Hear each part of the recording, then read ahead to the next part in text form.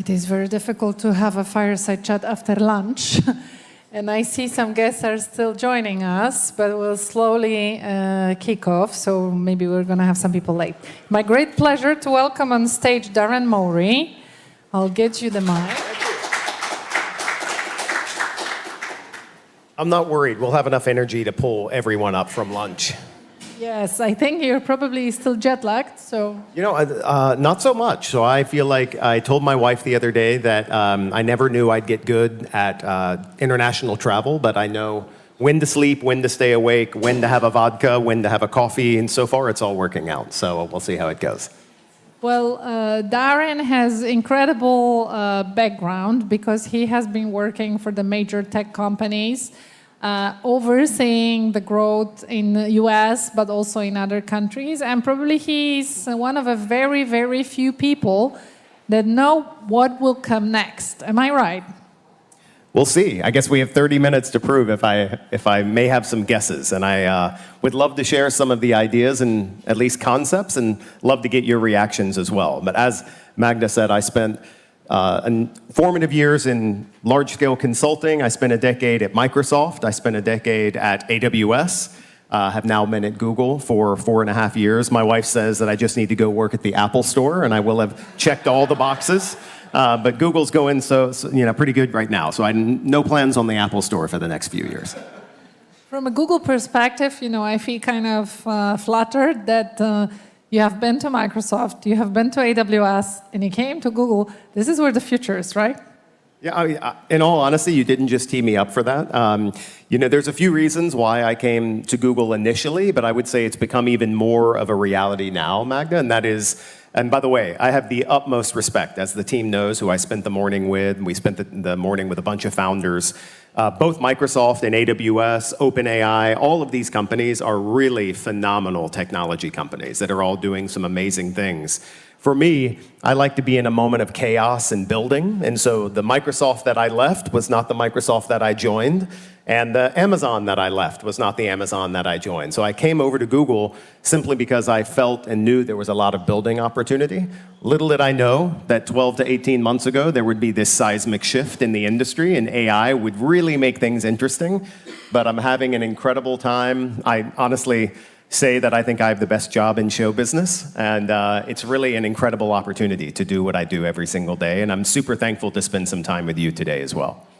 Yeah, I just to reflect on that, I have been to Google, it's almost 11 years now, and it's the first company in my life where I feel like we're still at the start.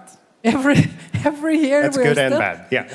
at the start of the journey. So Darren, please share with the audience, because you see right now this entire ecosystem of AI landscape, the market trends coming. Like, what are your general observations of what's happening right now? When you're speaking to founders, investors, what are your observations? Yeah, no, I made a couple of cheat sheet notes here. I hope you don't mind, because I know I have a short amount of time and I want to try to land some key things.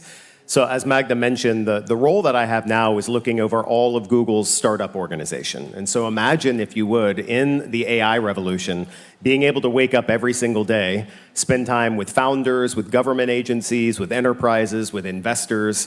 It's honestly incredible. As soon as I think I know something, I realize I know nothing, which many of you may be feeling in this time of AI transformation. I think the question's a good one, but one of the challenges that I think I have in answering that is, while we're in this room, something is going to change. And so it's hard to identify trends when you're moving so quickly, not just Google, but everyone in the industry. So there's a few things that I would say are happening, that have been happening, that I think are a bit of some leading indicators when we think about artificial intelligence. So one, I'm biased, but I do truly believe that the innovation that we're going to see around AI is likely to come, for the most part, from startups. When I think about, while I've not spent a lot of time in Poland per se, I lived in Sweden for a long time, lived in the UK for a long time, but what I've come to know about Poland from that experience and from folks like Magda is this is a culture of building, of development, and of invention. It always has been, even prior to the technology shift. But that's why this ecosystem, I think, is so uniquely positioned to unleash what's going to come from AI, because this is where developers come to build, right? And I think that that really does position Poland in a unique and interesting way. So while I do believe innovations will happen in governments and in large agencies, we just believe that startups will be the ones to take the risk, to push the limits, and to do things a little bit differently. I think one of the specific things that we've seen, and I mentioned this to someone earlier, is AI is probably one of the most dangerous terms out there. Because I bet if we went around this room, none of us would define AI the exact same way. And so I also would encourage us all, as we're having these discussions, to really explore what are we talking about at this moment when we're talking about artificial intelligence. Broadly speaking, for us, it means lots of things.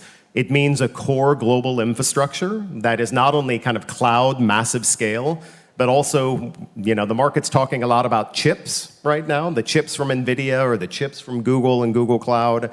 So if you imagine a global infrastructure that then leverages these really high-performance chips, this hardware that's purpose-built to be highly performant for artificial intelligence workloads, you then have this concept of models. If I had a whiteboard, I'd draw this for you as we were talking. But on top of the chips, imagine these models. And the models right now is what we're talking about for the most part when we talk about AI. You've heard about what OpenAI is building, right? Or you may have known Anthropic and their model, which is called Claude. Our model is called Gemini, right? And so the model are these massive data sets where the intelligence lives, if you will, right? It's sitting on top of this infrastructure. We've spent lots and lots of money and lots of time training these models so that when they're asked a question, they generate the response that you would expect them to generate. And so the models right now are a really interesting place. I think to your point, though, Magda, what I've seen over the last year is a shift away from the model. I'm not saying models are not important, but what I would say is a year ago, whether I was in London or San Francisco, founders were talking about how do I build the next Anthropic, or how do I build the next OpenAI? And what we're finding is that we believe that for the most part, the models that are going to power AI going forward probably already exist. Because they're so large and they're so time intensive and expensive to build, it's hard for a founder or a group of founders to build something that is as big and as influential as some of these other models. The reason why that's important, to get to your question, is where we're seeing the focus is on top of these models. So it's startups like I met this morning in our campus right down the street that are building agents, right? These are this concept of applications, if you will, that are sitting on top of these models that are not only leveraging the intelligence in these models, but the key is they're taking action as a result. They're saying, I'm seeing something, therefore I'm automatically going to go do something as a result. That is where almost all of the venture money right now is going. I spend a lot of time with A16Z, Sequoia, and others, and they will tell you, they've published it. You can go look on YouTube and see their events, where they're putting $1 out of $10 below the agent level. They're putting $9 out of $10 to the agent and the application. So we believe that those companies, many of the investors here in Poland as well, you look at where they're putting their money, and that's typically what's coming next. And if that plays true again, then it's all about agents. It's all about outcomes. It's all about applications. So that's what I think we'll see continue to play out for the next year. Well, last time I heard a similar sentence was from Sundar, who was visiting us here in February. So probably that's... He's much smarter than me, by the way. So yeah, but I also wanted to ask you, because Poland is in a very specific situation. We're kind of a bridge, tech bridge, between US and European Union. We have about 500,000 of technical experts working for global R&Ds, mostly from US and some of the European companies. But I see a huge difference in how AI is approached. Like in US, I sort of feel like it's a #1 priority for everyone, and everyone is trying to quickly catch the wave, jump on the wave. While Europe is more like, is it real? Is it another buzzword? Is it another hype? So do you think that AI is able to solve real problems, or is it really another investor hype? Who's right? So a few things that you said there. So one, again, you can tell my accent. I'm American. As I mentioned, I got to spend a decade of my career actually largely in Western Europe, and I still say that those were such formative years as well. It's nothing like being an American working for an American tech company outside of America. I said earlier that every leader in Google should have that same experience. But what I would say is there's definitely some typical American exuberance about AI. Like we're cheering and celebrating because we believe it's super exciting and it's going to change the world. I would say that some of the, not pessimism, but the controlled exuberance that may be coming from markets in Europe, I think is also warranted, right? In the sense that while we in the US may be celebrating this new wave, we were talking this morning about the necessity of regulation and how regulation should be applied to AI and to data management before this thing gets out from underneath us too far. Because this is how big I do believe AI will ultimately be. And so I guess my first point, Magda, would be I don't ever view Europe's difference in excitement on something as being a signal of its relevance or not. I think it's just Europe has much more history and maturity, frankly, than the US does, I think, in exploring some of these trends. With all of that being said, I'm completely convinced this is not a passing fad. And the reason that we now know that, and I was discussing this with some folks down in the reception a moment ago, is we've seen this hype curve, and I'm sure many of you may have experienced this, in such a different compressed time frame. So you can see, even though I just got a haircut, I've got a lot of gray hair, and so I was able to live from mainframes into client server, from client server into virtualization, from virtualization into cloud, from cloud to kind of where we are now. So I've been able to live at different points in my career through those phases, and all of those phases had similar hype, let's test and experiment, kind of take it to mainstream. What I think is fascinating is that has been compressed in AI to something that I've never seen before.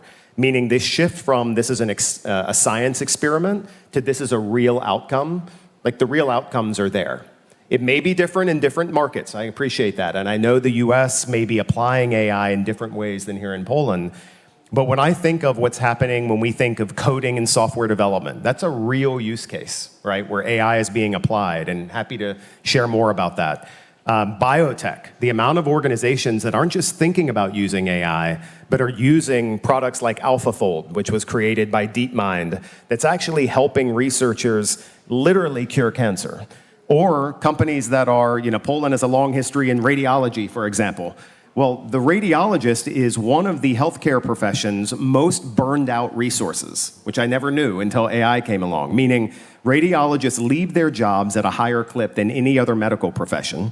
Now AI is being applied to not only make that job easier, but make sure that what they're projecting, what they're seeing, and the guidance that they're giving patients is better than ever. That's a real world example. If you take cybersecurity at the moment, we've all been talking about security and cybersecurity forever, and in the world we're all living in at the moment, it's never more important that we keep security and defense top of mind, and that's an unfortunate truth, but it's a truth that we're living in. These are no longer moments where people are saying, what could AI do? These are startups that are saying, we not only are going to take in massive amounts of real-time data from the internet, but they can also take action on that data through the use of agents, whether that be taking countermeasures against whoever may be taking some sort of attack, doing notification, or just continuing to dig the moat that they may need. These are all real use cases. These aren't experiments anymore. But what's interesting, Magda, I still say we're in minute one of the Big Bang. So imagine if you and I are back up on this stage in a year from now, the use cases that we're seeing, it will prove that AI is mainstream. It's no longer an experiment. Yeah, I see that. I remember not long time ago when people were just, I even had real serious investors coming and making presentations where they were like making laugh of this hallucination that nobody is talking about hallucinating, models anymore. It's like it has been here for a while. It was fixed, and the world moved on. But I want to ask you for one more thing, because there's, especially now with all the geopolitical uncertainty, all the political discussion between Europe, US, I have a question to you on your particular job. How important it is to actually invite companies like ours to help build the ecosystem? What actually Google Cloud and your organization is doing for startup ecosystems? Why are you picking only some markets and you're not just everywhere? Yeah, those are a lot of good questions that Thomas, our CEO, asks me frequently as well. So hopefully my answer is a good one. So The very first thing that I did, to be very frank with you, is I focused on the United States, right? So when I was brought into Google Cloud, there was no startup kind of motion to speak of inside cloud. And so my first order of business was to, how do we stand up and build an organization that is focused on New York, San Francisco, and all of the multiple markets inside the US? We've been fairly successful doing that over time. And then, as I said, the AI seismic shift occurred. And as a result, my time has flipped, meaning it was probably 90% US focused, 10% non-US focused. Now, over the last few months, we've now flipped that. Hence why I'm here. I'm heading to London for Tech Week. And so my own focus and investment is now largely outside of the United States. So that's point number one. To answer your core question, we can't be everywhere, and I wish that I had enough time, resources, money, I'm sure you do as well, to do everything that you want to do and do it well from the first moment. I can't do that. If any of you figures out how to do that, I'll give you my email address to please let me know. So what I know to be true is when you have scarce resources, but you have a lot to do, you need to pick the markets that matter. Because when you pick the markets that matter, not only can you create really sizable businesses and help those communities, it does create gravity to the markets around those markets. Which is why, Magda, you and I have spent a lot of time, which I'm so appreciative of your energy and passion for this market. It's something that I have a better appreciation for now. I still have a huge amount to learn.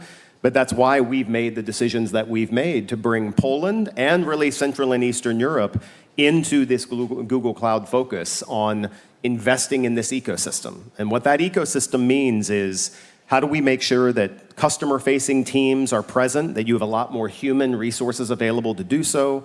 It means having engineers much more present and available. Again, I spent the morning at our Google for Startups campus. If you've never been, please talk to this guy. If he raises his hand, he'll get you in. A phenomenal facility where we need to have more engineers in the Polish ecosystem so that as folks on your teams are asking these hard questions, we have actual humans present here that speak the language that you speak, that can help you then make some progress. But what's also important to your point is it is an ecosystem. So we need to be thinking about higher education and universities. How are we more present so that folks that are coming out of university know even more around how to create businesses on and with AI?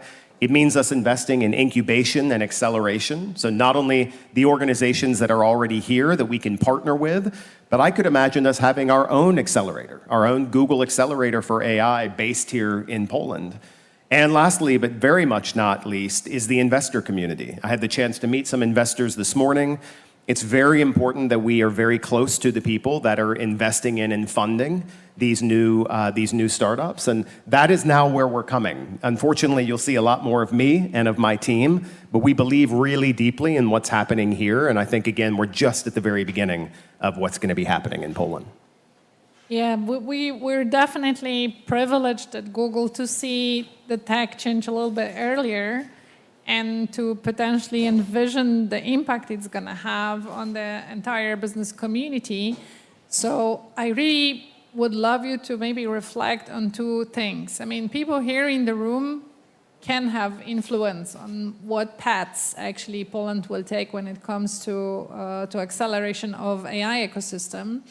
And there are two areas. First one is like, what are the real challenges? What is the hurdle that actually startup face? Because that's the one thing we need to solve. But the second one is also, how do we make traditional enterprises engage much faster into adoption of those solutions and make it much more efficient? Like, what is your opinion? So it's odd, you were not in the meeting with me earlier, you were at this event, but this is exactly what we were discussing. And what I find interesting is it was the founders in the room, Polish founders in the room, that were raising these points. So it's great actually to see that consistency. And so here's a couple of nuggets that I'll share with you. What I'm finding generally, and I think definitely is the case in Poland, is the technology is less of the blocker, as usual, right? I mean, you folks have in this country some of the most skilled technologists of any country in the world. And so it's not about us coming in and training your developers on how to build AI solutions, right? Although we're happy to do that. It comes to some other things that I knew coming in, but I also learned today in this meeting. What I knew coming in is that we need to be more thoughtful around getting the basics right up front, right? So things like data quality, data is the core to AI, right? So we need to make sure that we're helping you and these founders make good data decisions. Also, some of the basics around development platforms, security postures, those are technically related, but they're things that we want to make sure these companies get right from the beginning, because having to come back from bad decisions is very, very costly and many times can end a startup, right? So it's how do we set these companies up to do the right things from the beginning? What I learned today, which was interesting, is one, the advice that is needed or the coaching that's needed around building a business. And again, I hope you take this in the spirit that I intended, is that the founders in the room all said, we're super smart on the technology. Thank you for that. Can you have some folks come in and help us think about, how do I hire my first sales team? How do I think about customer segmentation differently? Poland is a big enough market where many startups can start focusing on Poland, but they ultimately have an export mentality. And so their thought is, when do I expand globally? How do I think about that? So we had a really fruitful conversation this morning in the room around how could Google show up. We have a little bit of experience doing those things and provide Polish founders and entrepreneurs with some of the insight around running and building a business. So that's one big takeaway for me that I'm taking back to my team as a result of spending time with you today. I think the other element that we have to always keep in mind is AI is truly a powerful wave that we're going through. It's that with great power comes great responsibility. And the R word has never been more important. Responsibility has never been more important in the age of AI. We are very confident in the position that we're taking as a company. Many people said, hey, you guys moved too slow at the beginning. We intentionally moved slow in order to test ourselves and get some things right that we frankly thought some other companies were moving a little bit too quickly on around data quality, and kind of some of the lethal nature of some of their AI models. So helping startups and enterprises make the right responsible decisions is also an investment we should make up front. Lastly, something else we talked about this morning is I still believe that startups will be the source of AI innovation. What a wonderful opportunity to help enterprises who have the intention to leverage AI, but may not have the same risk tolerance, may not have the same ability to move quickly. And so what if we could create a fabric where we're actually introducing and matchmaking startups into enterprises, not just in Poland, but frankly, around the world. I mentioned to the team earlier that over 60% of the Fortune 100 is an active Google Cloud customer. And I can tell you, when I meet with them, and I spend a lot of time with enterprises, they're asking to meet the startups that are solving these problems. And so imagine if we could help those two sides come together a little bit more. I think all of that is possible here in Poland. Absolutely, and I would say that matchmaking is sort of half of my job right these days with all these young, very, very creative founders coming with amazing enterprise solutions, but they struggle to find first customers. So looking at our audience, like imagine you're like, a Polish investor, you have quite a good portion of money to spend, but you were always investing safely. Maybe insurance company, maybe, SaaS solution that is scaling in an organic way. How to start with AI? What would be like your advice to people who are thinking about engaging in this ecosystem? From an investor perspective? That's a great question. So I would say, one, these are moments that we would like to lean in. If you're open enough and interested in us sharing some of the trends that we're seeing globally, a large amount of my time is spent with investors. In fact, we have an entire global investor team that will be showing up here in Poland as a part of our expansion. And they are able to look across from the largest of the large venture capital firms like Sequoia, all the way down to more regional or even seed and angel size investors, to be able to frankly share some thought leadership on where we're seeing traction, on where we're seeing trends. And so one is we can be that resource for you. What I would also suggest is staying close to this startup ecosystem, if you haven't been, I think is a fascinating place for you to be. In fact, maybe that's something we could put on together, of taking an investor community that may be investing in a little bit more later stage, or what we would say almost blue chip, but creating some moments where we could actually put you in front of some of these startups that are disrupting some of the more traditional industries, right? So Financial services in the United States right now is going through quite a bit because these very, very small organizations, 20 or fewer people, are completely rethinking the way money is moved, the way payments are made, the way capital markets predictions are made. Even some of the investment firms. I also run Google's private equity business, so I was recently with Thoma Bravo and Vista. These firms are also using AI themselves to try to determine how to make better investment decisions. So there's a bit of a scenario there where let us help you learn to use some of this technology to help make sure that you're making better investments. I wish I had that crystal ball and I could say you should put your money in this or in that. If I did, no offense, but I probably wouldn't work at Google. That would be the only thing to keep me from working at Google. But I think the closer we can stay glued together and having these open discussions, the better off we're all going to be. Well, it's incredible how immersive this technology is, and how also different is the adoption from all the previous technologies that unfortunately I also remember. But if you're not using it yet several times a day, start immediately, because it will redefine everything you do. I remember when I started at Google, I think it was Larry who said that we're only investing in technologies that are like toothbrush, and you need to use them at least twice a day. I think with AI, it's much more often than twice a day. But I told people that you're one of the people who know what's coming next. So 2025, 2026, maybe 2027, what are your predictions for startups, for AI technology? So I think that we're going to continue to see a combination of horizontal and vertical innovation. And so what I mean by horizontal, I mentioned software development a moment ago, right? So coding. You might, I would be curious if anyone knows what vibe coding is. Has anyone heard of vibe? Yeah, so of course you do, Shai. He's on my team and does vibe coding. I would be worried if his hand didn't go up. So a few of you did. This concept of empowering developers. I mean, imagine taking these 500,000 skilled developers in Poland and giving them not the mindsets, they already have that, or the technical skills, they already have that, but giving them tools that allow them to generate higher quality, more secure code more quickly can change everything, right? And so if you look at platforms like Cursor, you may have heard of, or Lovable, these are organizations that are providing this front-end experience to developers that are powered by all of our models. It's by Anthropic, by Google Cloud, by OpenAI.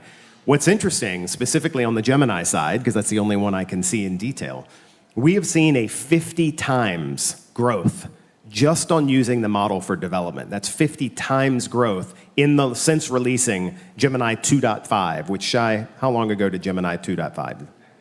In March. It's one of the fastest growing technologies in the history of Alphabet, and it's just for coders, right? In this case, that's the use case is being used for coders. Now, what's fascinating, though, is when we look at and we talk to developers about what they're doing, they're using these tools and models at the moment to do coding activities that they're less interested in. Meaning, I don't know if there are, are there developers in the room? Well, yeah, Shai. Yeah. All right, so what I think you may know is developers really don't enjoy doing documentation, testing. They want to work on the really, excuse my phrase, but the sexy part of the application. So our models, all of our models right now are largely being used in the things that they don't want to be doing. They're basically saying, Gemini, do this documentation on the code that I wrote, or Gemini, build the test scripts. Fix the bug. What? Fix the bug. You told me a good scenario yourself, exactly. And so what we're seeing is while that has been happening, we're now seeing this shift where developers like Shai are pulling the models into the core. And so imagine a world where a developer can literally, or a non-developer, can tell a model what the application should do, and the model does complete end-to-end development. From the very high level down to the kernel of the code, all the way through all necessary documentation, all of the test scripts, then tests itself, determines where there are security flaws and optimization, and takes its own action to continue to rewrite itself until it meets its own expectations. That may sound scary and futuristic. Just so you know, we're probably months away from that happening. We're not years away from that happening. If you also look at other scenarios, as I said, in healthcare and biotech, where the kind of experience that healthcare providers are going to be able to provide patients. Shai, on the way in, we were talking about a startup he's working with that's doing the transcribing between the physician and the patient. Sometimes those are two different languages, not only figuratively speaking, but literally speaking. Imagine if you no longer needed to see a specialist that spoke your language. Imagine if you could see the specialist and that you were able to get complete transcription with complete clarity from that physician. That is literally months away from all of that being able to be handled. I won't bore you with the technology, but I talked to you about needing to train these models, right? And basically saying, we need to give Gemini a certain amount of content to train it what an image is. We joke all the time that we had to feed all of Taylor Swift's greatest hits into the model to teach it about Taylor Swift. Well, imagine models that will actually just be able to be pointed at something it's never seen before, and it will train itself. We're months away from this. This is not years away, where this whole concept of true artificial intelligence, of true technology that's able to just be told what you want it to do, and it will go through the necessary repetitions in order to generate those outcomes. That is not futuristic. These are things that are going to be happening in a blink of an eye. We're going to be doing that. The key is, how do we as humans continue to be the responsible owners of that mindset, of the data, and make sure that we continue to control how that technology is used. But as I said, minute one of the Big Bang, we haven't seen anything compared to what we're going to see over the next year. My math professor in high school had his favorite quote, which was, "I know that I know nothing." And when it comes to AI, I remember this quote almost every day. I know that I know nothing, and it's only becoming worse every day. So give us some final closing remarks, Darren, after this sort of scary, sort of fascinating perspective. Yeah, I'm aware of the fact that some of the things I say, some people are like, wow, that sounds amazing. Some people say, oh my, I need to go build a bunker at my house. And so I'm hopeful no one's walking away with the bunker mentality. Listen, as I said, this is a moment we're going through. This is not a hype cycle. This is not something that's going to go away. But it is something that, as with all technology, will become more comfortable for all of us. It will become more mainstream. This one, I do think, will require more diligence and more responsibility than any of the other waves that we've all been a part of. But what I do know to be true is the more we're bonded together, frankly, as a global community, from large companies to large investors to government agencies to entrepreneurs, that's how not only we're all going to keep better control, but we're also all going to benefit that much more. And I'll end with where I started, which is the chance to come to Warsaw today, coming back this fall, bringing my wife with me, as I told you I would. I've just been so impressed with the energy of the day, the founders that I met. It's hard to get me energized, just so you know, and I walked out of that room just like with a spring in my step of seeing the incredible opportunity that exists in this market. Magda was right. I can't believe I'm saying that out loud in front of all of these witnesses. Recorded. Yeah, exactly. It's recorded. But we're so thrilled about the opportunity to be a part of this ecosystem with you. And as I said, minute one of the Big Bang, definitely minute one of the Big Bang here in Poland. And I look forward to seeing you all as we continue to build this together. Thank you so much, Darren. Thank you so much. Shai will stay with us, as tomorrow we're also hosting first developer summits at National Stadium. We're going to have almost 2,000 advanced tech practitioners talking about AI, and Shai is giving a talk. So if anyone is hungry for learning, he's there tomorrow. And let me introduce now to the stage Bogi Skowroński, who will be introducing her cyber defenders, right? Thank you again, Darren. Thank you.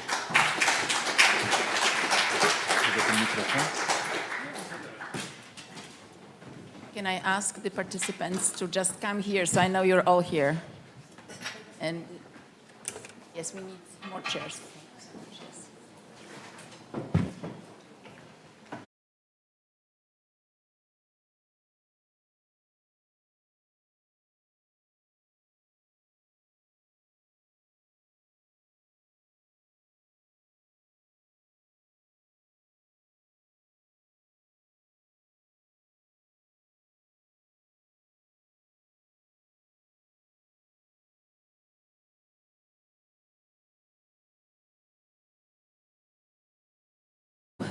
Hello, everybody. Great to see all of you. This session will be about the brave folks who take risks, big risks, to build companies. We've heard some about Poland being a service culture. And it's true, this is how we started with huge service centers. But year by year, we're changing it. And we're really pivoting to a product culture. And this is great. And I think AI offers a great opportunity, as we've heard. So really keeping my fingers crossed for all of us. Today's session will be about entrepreneurship, and especially in the defense tech. I would venture to say that entrepreneurship is in our genes. Just recent history, the solidarity movement. You know, how many nations really were able to take the risks we as a society took? And think of all the Poles who basically ventured to unknown lands to improve their lot. So it's something in us. We like to take risks, I think, and this is great for entrepreneurship. Even though it took us a bit to really move actively into the tech entrepreneurship, I think we're doing quite well. When you look at close to 3,000 founders building 3,000 companies, 150 different VCs, lots of workspaces, lots of accelerators, and even in this building, we have a platform for listing technology companies, the New Connect platform. So there are options, but of course there are also some gaps.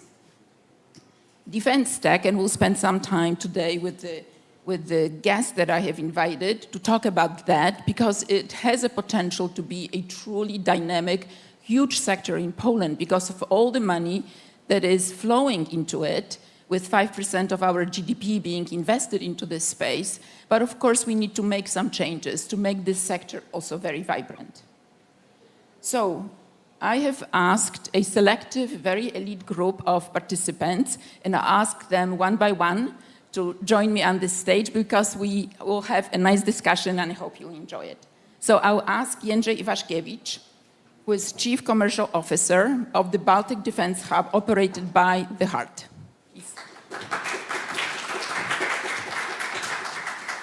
Witold Witkowicz, board member of ISI, company which delivers unmatched monitoring capabilities for any location on Earth. Konrad Wojciechowski, operations coordinator of WB Electronics, the largest Polish private conglomerate in the defense sector. Mikołaj Firlej, GP of Expedition Fund, Polish capital invested in Europe with amazing returns to date, and a good proportion invested into Polish founders. Jarosław Kamiński, Director, Innovation Department of BGK, Experience Manager with banking, cyber, and NASK backgrounds. And last but not least, Kamil Pruchnik, Senior Regional Representative for Poland at EIF.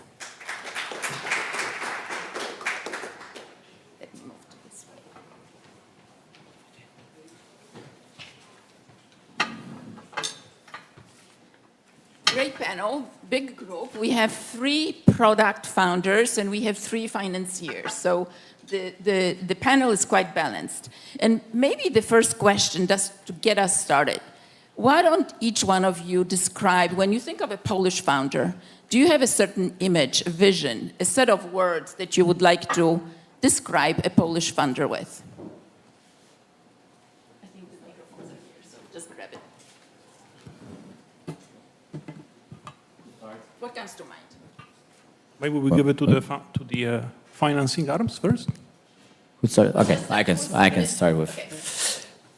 Yeah. So we are a venture building company. So we explore and look for founders, and we have a lot in common with founders as we build companies.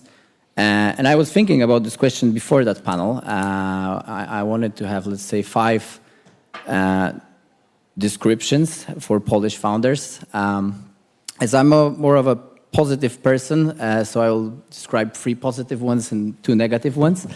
So I would for sure say ambitious, hardworking, and resilient. And from the, let's say, more negative ones, I would say undiscovered, and in a way, unexistent, and I will, let's say, maybe dwell a bit into those two negative ones. So undiscovered because we have a lot of potential in, for example, in scientific founders in Polish academia, and they don't even know that they have capability to be a founder. They need to be introduced to that scenario when they become the founder. And I think this is a big latent potential that we can tap into. I will probably discuss this more. And by non-existent, or maybe a better word would be rare, is that we still lack a repetitive founders. So we still don't have this ecosystem of founders that either failed the company or sold the company, made an exit, and they are repeating this process with all the learnings that they have in order to create something again. I think it's starting now, but it's still like a small percentage of people that have that experience, and for sure we need that. We need to build it up. Okay, anybody else to build on it? I think this was very well described here. For me, certainly the word resilient is there. This is really Polish nature, Polish history. It's created a certain type of individual here due to our geopolitical history and situation in the world. I'd also say very talented, very hardworking, certainly, and a little bit, I'd say, on the negatives, maybe a little disorganized sometimes. Could use a little bit of that Japanese culture, I think, sometimes here in Poland. So, maybe upon that I would add three things. One would be taking risks, but this risk is not always calculated risks. I think is one of the major. The second thing would be hardworking, of course, but not always working on this one module that will give you the advantage of the market. And I love the resilience part of our discussion, because I think we should see resilience like not only limited to survive crisis, like maybe even a military crisis, but resilience as we speak here, like flexibility to be able to turn the challenges into innovation product in our innovation time, and yeah, that would be the three things that I would add. I think I've heard more positives than negatives, so I think that's good. So I can start with the negative.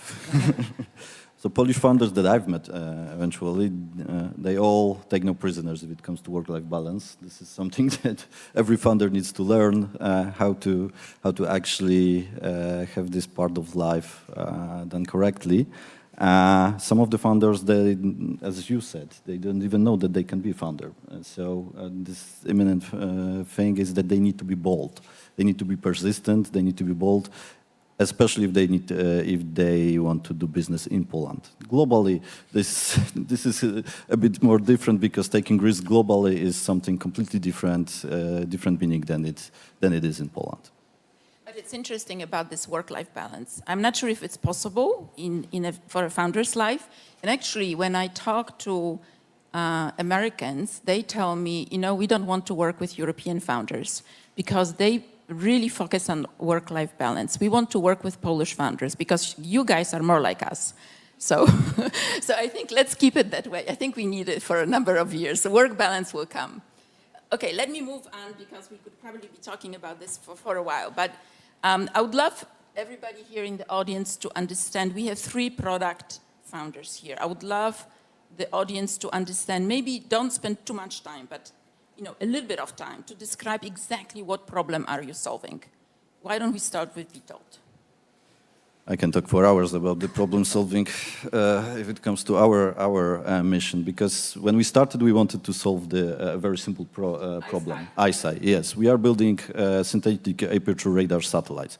So satellite surveillance, Earth observation, this is our line of work. And when we started the company, we wanted to solve a very simple problem, which is the maritime routes through Arctic and mining minerals in the Arctic. That was the first strategy. It was back when, in the student times, when we didn't exactly know how the company would look like, but we knew that there is a niche. There's not a single constellation focused on on those problems, so we developed one. The strategy changed. It turned out that the business needs to be directed somewhere else, mostly due to the geopolitical shift and mostly to the situation about the national security and the demands of the government. So we shifted from the business-like problem solving into the very broad defense sector. And that's where we are right now. We are focused on the strictly defense and intelligence problem solving, which is basically serving the needs of the military, serving the needs of the intelligence agency, providing them with data that is most accurate and mostly almost real time. That's one thing. The other thing, we are focusing on developing the solutions for example, monitoring natural catastrophes. This is more analytical-based, AI-focused, etc., etc. This is the insurance sector, business-oriented. But mostly our current customers are governments and the military. How different is it from Starlink? Oh, this is what we are doing in space currently as human beings, apart from exploring, etc., etc. We are currently benefiting from navigation, which is GPS, etc., etc. We are benefiting from communication, which is basically the Starlink and SATCOM's communication.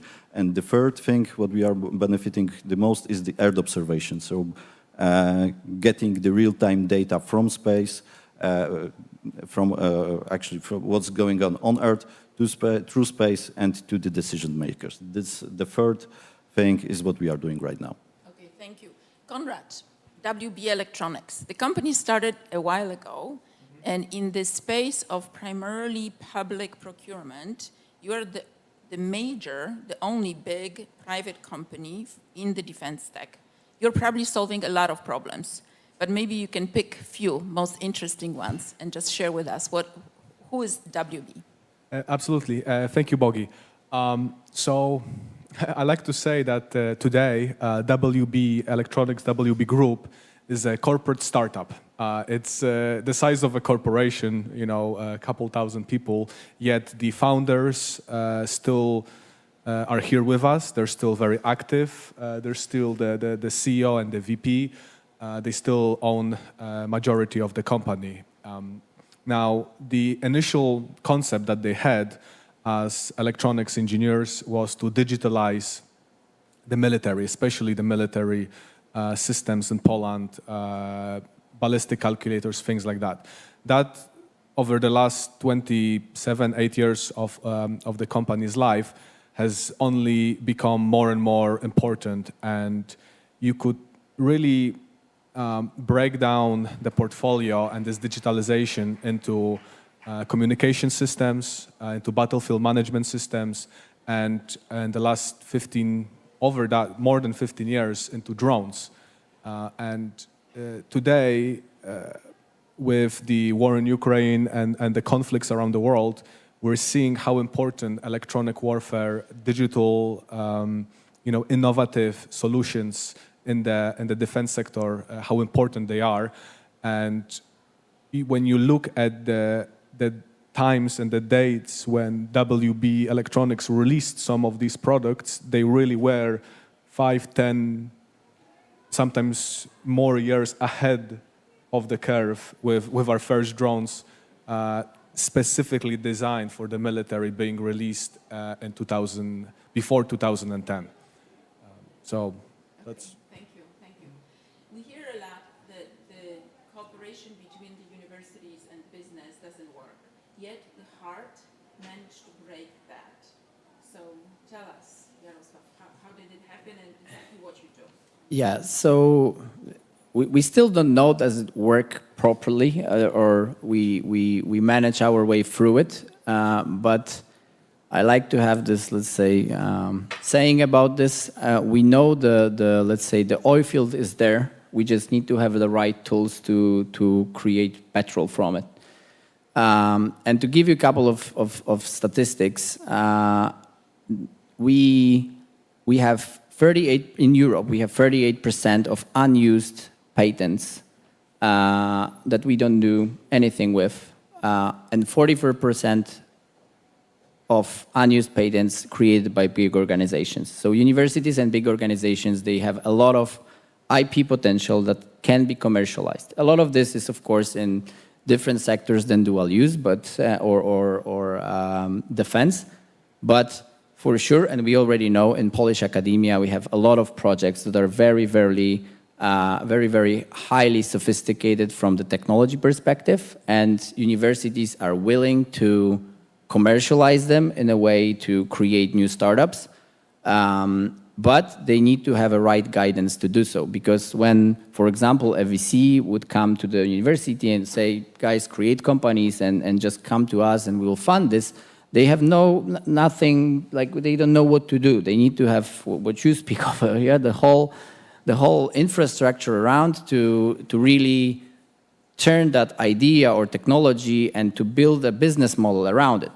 And this is exactly what we do. We build business models around those IPs that we look for, and we also combine them with big organizations. So private or public, and here typically private investors are better in a way that they have a better decision-making power. They also understand the, let's say, valuation growth, and also they are able to shoulder those technologies in order to make the first implementations, pilots, and growth.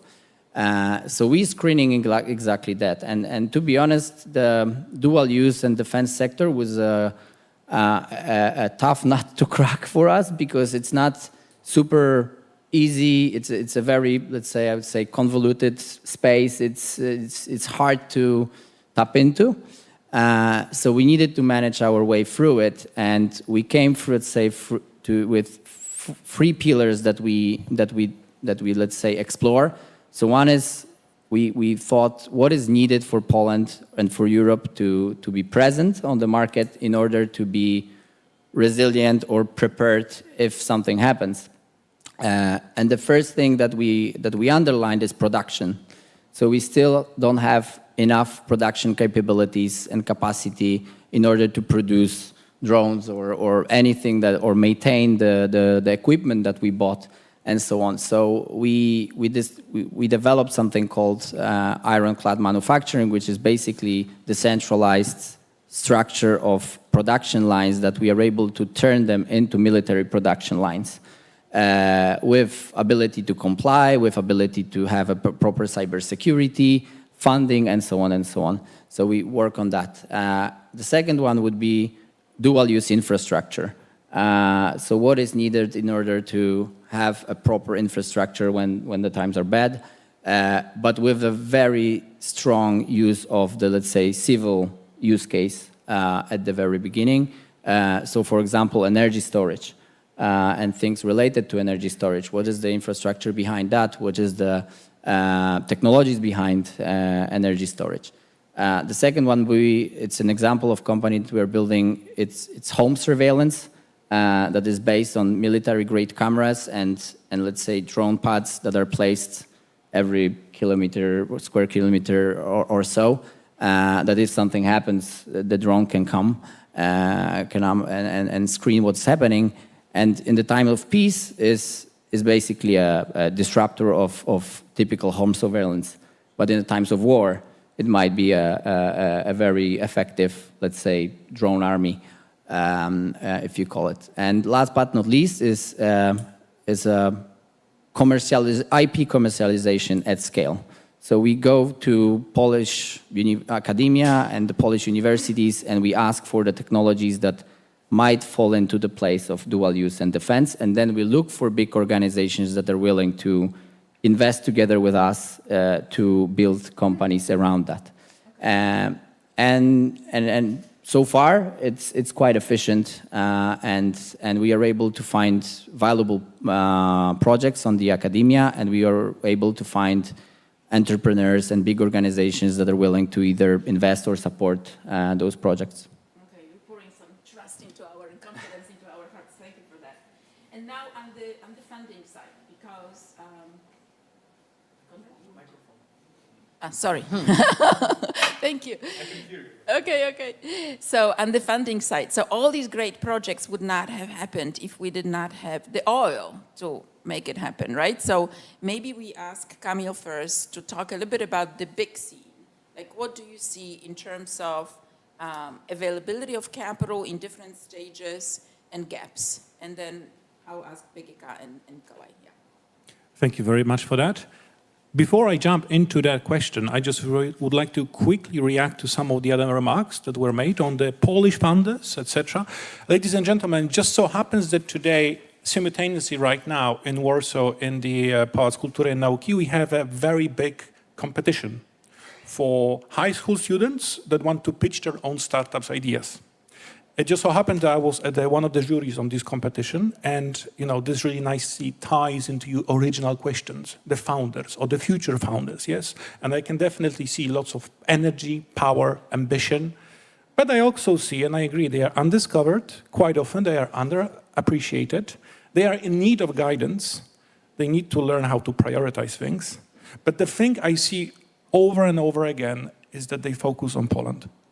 That a lot of the startups, a lot of the founders think about Poland as the main market, which makes sense because we fall here into the middle-sized country trap, not middle-income trap, but middle-sized country trap. We are too big to automatically force our founders, like in the Baltics, to think about we need to dominate the Europe or the world, but we are too small, we are not the US, to just focus on Poland when you create your own startup. And I see this over and over again. There was another event for startups, also a competition in Katowice earlier this week, one in Sopot, another one in Rzeszów. This theme is the number one challenge that I see in the mentality. How do we break it? I think we need to tap and encourage. This is where I said that they need guidance. And I would see a lot of work with all of the incubators, the business angels, all of this undefined ecosystem that, if I had a magic wand, I would cast the smell that the number one priority for the undefined ecosystem is scaling, scaling, scaling. Yes? Now, this brings me to the question that you actually asked. What's the funding like in Europe or in Poland? Ladies and gentlemen, can I ask you this? What is the average Series A financing in euro in Poland as of last year? The amount? The amount. According to PFR, the Polish Development Fund, it is roughly 3 million euros. Ladies and gentlemen, what is the average financing around the size of Series A in France? It starts at 3 million euro. It goes all the way to 8 million euros. Ladies and gentlemen, what is the size of financing for Series A in Germany? It goes from 3 to 10. In the UK, from 3 million pounds to 15. This is a big challenge if we look at from the angle of how's Poland in comparison to other countries. And just to give you an example, let's say that you want to finance a startup which is a gaming developer, okay? And let's say that your main capex is you need to hire 10 gaming developers, okay? Now, I looked at Glassdoor today, this morning. The average salary, annual salary for a gaming developer in Poland is around 35 to 40,000 euros. In Germany, maybe double that. So it is more expensive in Germany, don't get me wrong. But in Germany, they start with 3 million euros of Series A financing, and they can get up to 10. So the X is much larger in the financing capacity that they have. My point is this. By the time a number of startups in Poland finish raising their fund for Series A or pre-seed or seed, they already need to think about how will now I secure the next funding round. And they don't necessarily have enough time and mental capacity to think about how actually to develop and scale the business. And the same business in Berlin, in Paris, in London, not to mention San Francisco, will have more breathing room after securing the financing to actually think about how to develop, scale, and grow the business. Okay, very interesting. Mikołaj, do you agree with this? Because you work on the global scale. I think these are statistical facts, so I have to agree with that. However, I would like to paint a picture that if there is, because often, particularly venture funds or those who invest, complain that there is too little capital. Obviously, they have vested interest because they are interested in accumulating more capital, so they usually share that narrative. Obviously, that's not a point to Kamil, because Kamil represents the public institution. However, I would like to say that if there is some success, that brings capital, necessarily. And based on our short operations, I see that already. What is a huge step up between our Fund 1 and Fund 2. And the more successful investments bring more capital, and ultimately the dream of all the fund managers is to solve the fundraising problem. So not to fundraise anymore, but just have the committed long-term capital base that is contributing to any future funds that a manager is pursuing. Then on the startups perspective, obviously there is much less capital in Poland or in the wider Central Europe.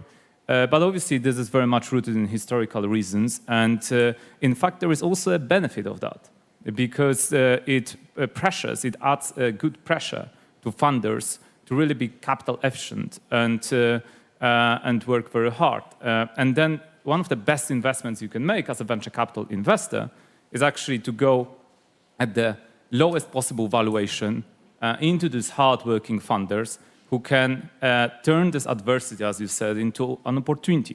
And that's really what we did in Fund 1. We invested a little less than 1 million in an Estonian company, at the valuation 5 million, and now this company, and that was pre-revenue, now this company is €500 million after 3 years, generating 40 million ARR and growing about 20% each month and profitable for the last 2 years. Yes, that's right. And this is a consecutive growth over the last 3 years. So we have these amazing companies where we enjoy as investors really a great opportunity of going there with small tickets, and they can create magic out of it. Obviously, for deep tech and specifically for defense-oriented investments, that's a bit more problematic because these businesses are more capital intense. So there is a point to be made, certainly, that we need to have some additional specific funding mechanisms for deep tech-oriented investments. And there is plenty of available options now across Europe. We've got, I think, fairly good deep tech funds in Poland too. For instance, ISA was backed quite early by OTB, which is a Polish fund. Obviously, I agree there should be more, but also we need to do more work on the ground to Germanize opportunities that would qualify for the top international capital allocators.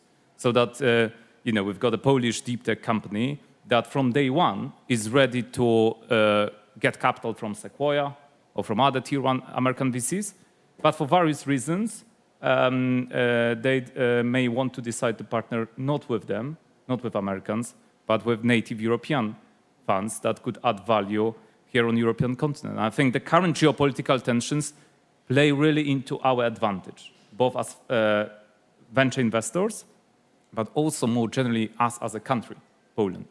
Because now Poland really is on a map, and then when you have a successful funder who heard about ISI contract with the Polish MOD, that brings more awareness, and they think that why not? We will also try to get access to Polish MOD, and maybe you can replicate that level of contract.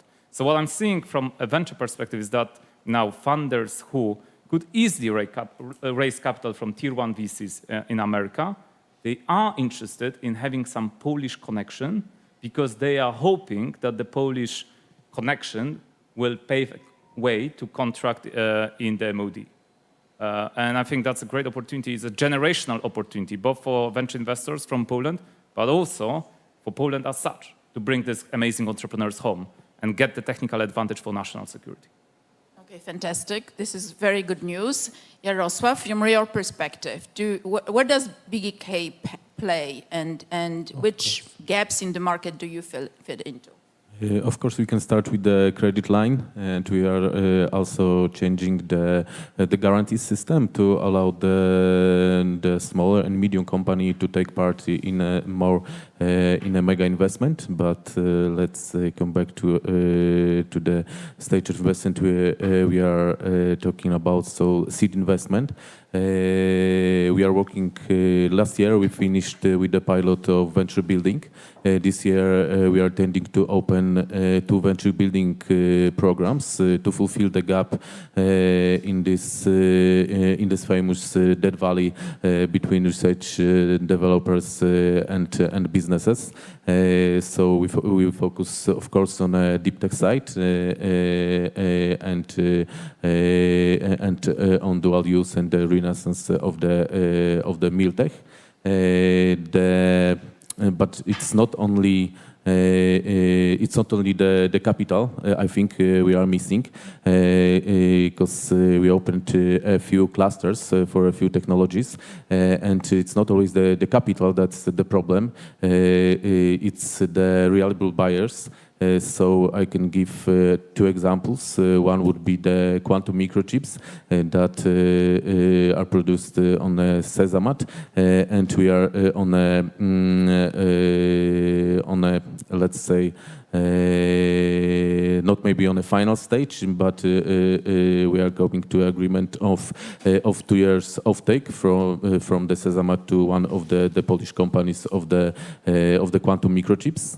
The second problem in the lack of the implementations line, and here we can give an example of the gallium nitrate, and we came to agreement with the Azoty that one of the company working on a gun.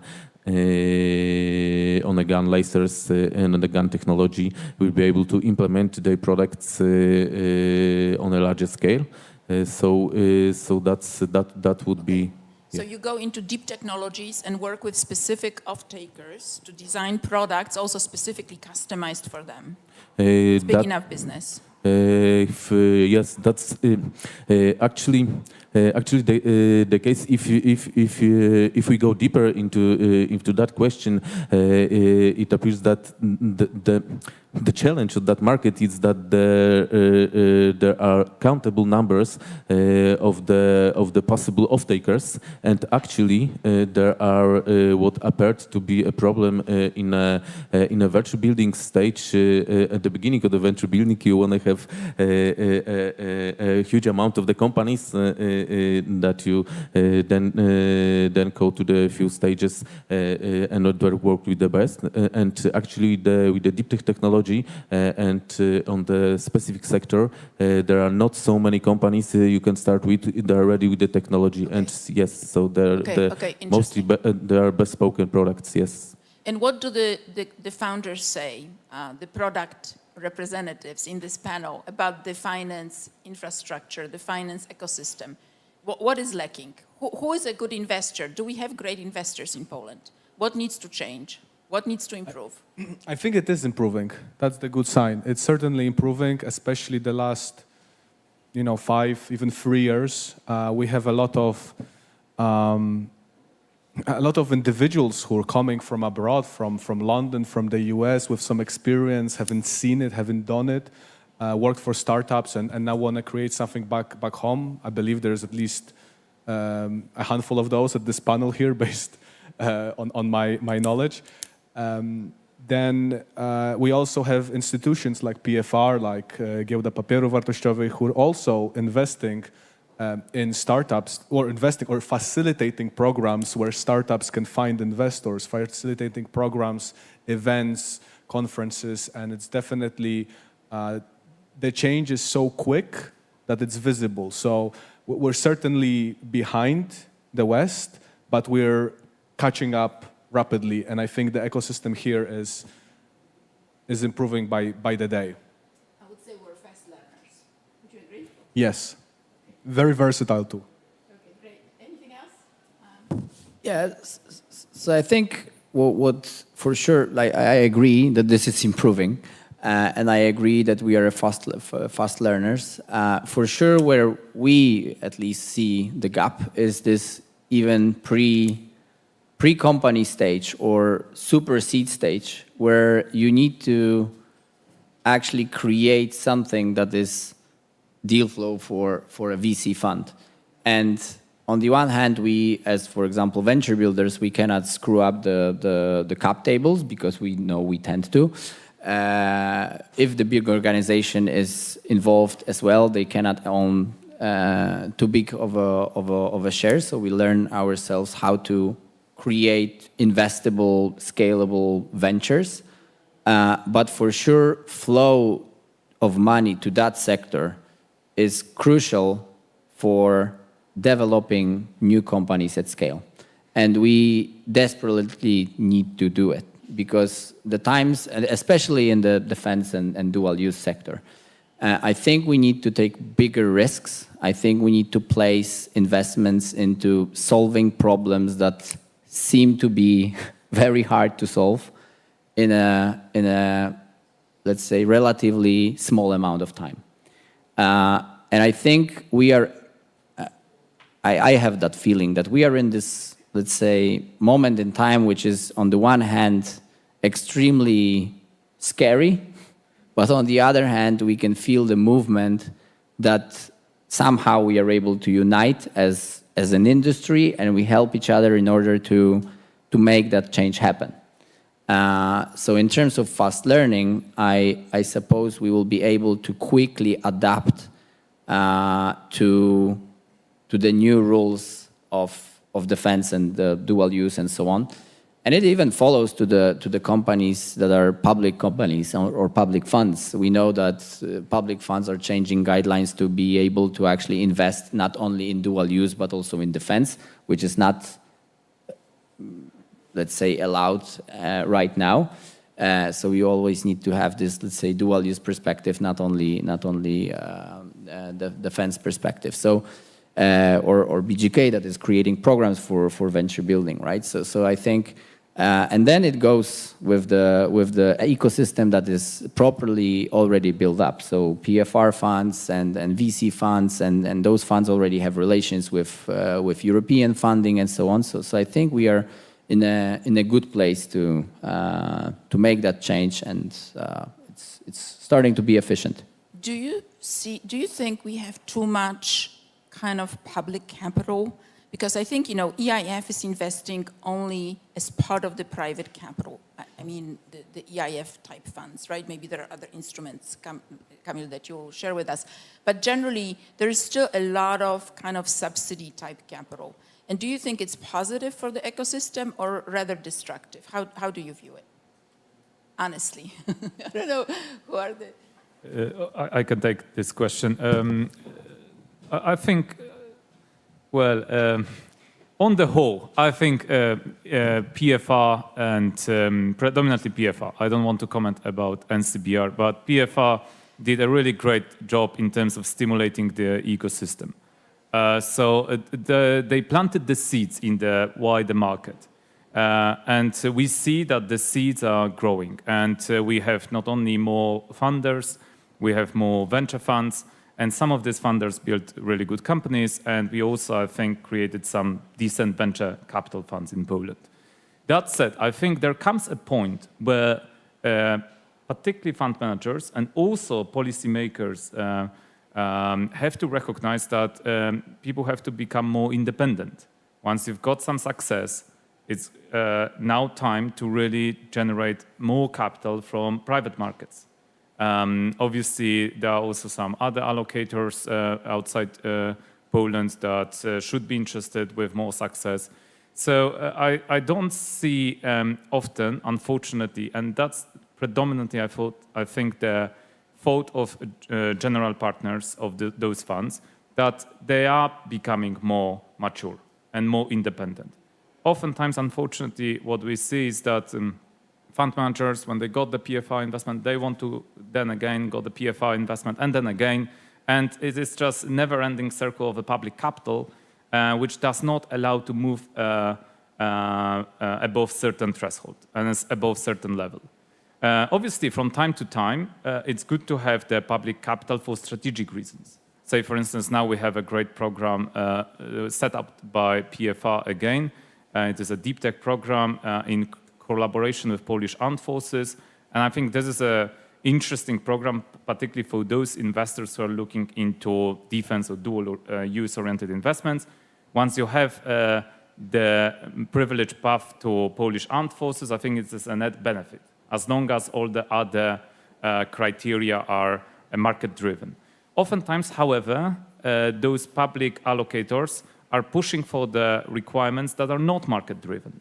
And then private capital is not necessarily interested, but rather crowded out. Because once you have the requirements in place that only you can invest in Poland, or only, even worse, in a Polish entity, then obviously that limits massively the scope of investable companies. Because oftentimes today, Polish funders are building companies that from day one are registered in the US or elsewhere, not necessarily in Poland. And then again, there are many other non-market provisions that are very harmful for operations. That was the reason why we in Fund 1 didn't accept the investment from a public entity. We were able to invest freely across Europe. We did even some investments in the US occasionally. We learned a lot, sharpened our investment thesis. And now we feel that we're coming to this discussions with public allocators at a different level, where we feel like equals. And we're not begging for money and accepting all the provisions that are in place, but we approach these entities with open-minded approach, wanted to strike a partnership. And if there is a value add to be given, that's great, but there have to be market-driven conditions in place. Okay, thank you. Thank you. I think it's great also to hear that with experience, we can improve the quality, how things are deployed, how capital is deployed. Sometimes there are areas, like you talked about the Death Valley. There's no one taking the space, so that's great, right? I mean, there are areas where we need to really develop the deep techs because, you know, the private money is going to the easier options. So I think we just have to be watchful and for the public institutions to also do a lot of customer discovery, just like the founders do customer discovery, right? To really know in which areas to be active in. I don't know, we have two public representatives, if you want to comment on this. May I just add really quickly? I think the defense sector, defense specific, is a little bit unique. And I think public capital can be very beneficial. I'm talking from a very narrow perspective of WB Electronics, which, for those who don't know, almost 10 years ago, PFR has invested significantly at around 25% of the ownership. And in those years, it has certainly helped with our credibility because investing in private, where it comes to defense, was not so popular back then. And it's changing now a little bit, so it may not be as essential as it was back there, but I think it certainly can be positive. To answer your questions, maybe too much, but not enough. The problem we have, the challenge we have, but actually it's the problem that the companies that use the public fund at the beginning, let's say they use a PFR fund, NCBR fund, Smart Program, Starter, Perun, and so on. They end with a product that in some point they're pretty sure that they should pivot, but they have no ability to pivot that product. And actually, they have to spend the money according to the indicators that are not market indicators. And after a few years, they clash with the VCs. But the VCs have completely different indicators like IRR, return on investment, EBITDA, and so on. And actually, these two sides not understanding each other. So maybe the amount of the capital it's one thing, but actually the indicators that should be put on what should be delivered at the end of that project, should be worked on. And the second thing, on the level of ideas, it's why it's not enough. I actually think we could think on the secondary fund to free the money from starters that are invested on the next 5-6 years from now, and that money could make the next round of investment on this startup pre-seed level. Camille, would you like to add? Thank you for that. Just 2 points. First, very brief. You were mentioning about what are the interventions of BGK on the market, and I can stand behind what my colleague here was saying. We have been in close cooperation as the European Investment Fund with the BGK on both fronts. The guarantees that support debt instruments, InvestMax is the new example right now, as well as equity, the Polish Growth Fund of Funds, a Free Seas initiative, and we really have our fingers crossed that BGK will deliver the new ambitious strategy. I don't know if you spotted this, but recently BGK published a new strategy, and you have some very ambitious targets to be present in the capital market. So, fingers crossed, we will watch this very, very closely. Good luck on that. Now, when it comes to the blend public-private finance, where we are, to put things into perspective. A measure of success of people like me from the European institutions such as EIF is that we will not be able to retire in our institutions because we will be laid off, because our institutions will no longer be needed. Because the ambition of the European Investment Fund is not to drown founders and VCs and private equities in public or semi-public money, but to support the creation of an ecosystem where institutions such as the European Investment Fund are actually no longer needed. Now, I don't know if this is something that the room here is aware, but I was shocked when I learned that German pension funds invest more. German pension funds invest more into private equity funds in the US than they do in Europe. German insurance funds invest more into US venture capital funds than they invest in Europe. There is an issue there. Something is not working. What I find extremely encouraging is the revolution that recently took place in France. It was called TB Initiative. For people who are not aware, TB Initiative is a set of many small and big changes. It also implements an accreditation system where if you are a venture capital fund, you can ask council for accreditation, which gives you a stamp of approval on the basis of which it is encouraged that the local French pension funds, insurance funds, and other pots of money will actually invest into that venture capital fund. And this actually works.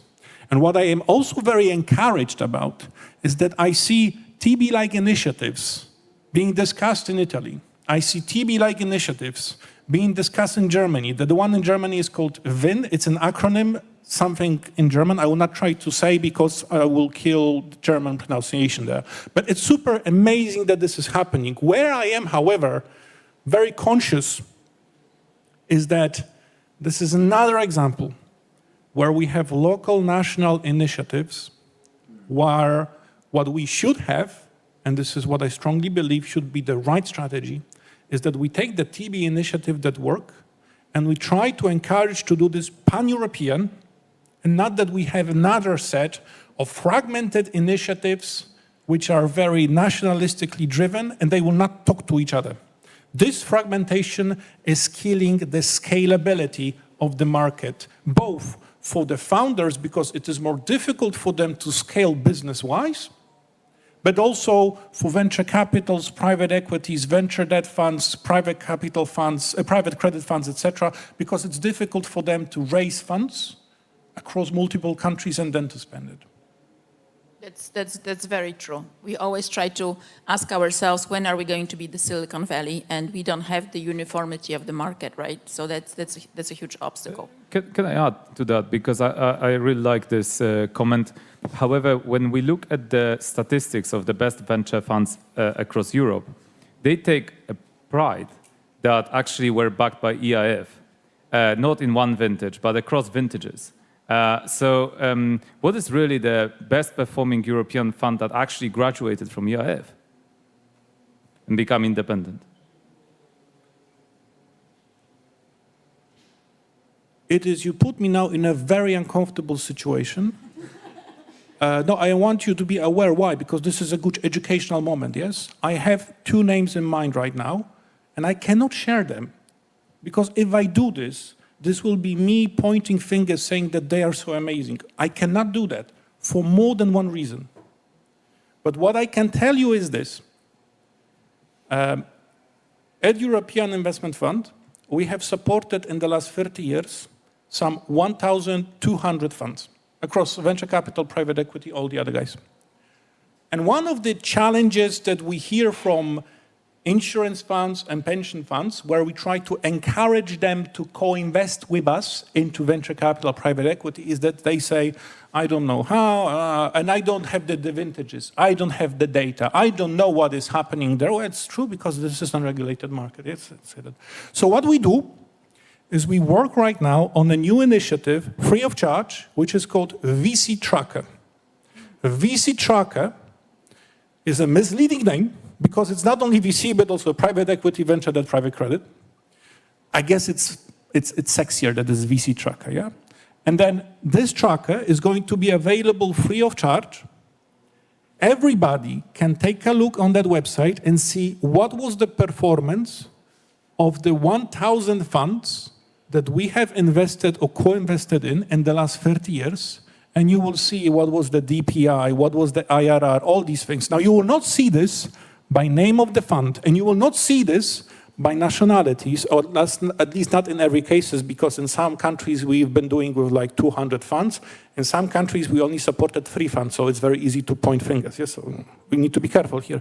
But the point is that hopefully in June, if there's no delays, a new data set will be available free of charge, which will show on a macro level what was the performance of the European industry of venture capital, private equity, venture debt, private credit, and infrastructure funds, which I hope will be one of the extra building blocks that will encourage the insurance funds and the pension funds to be more active in this space. So you have a lot of trust in the numbers, in the outcomes.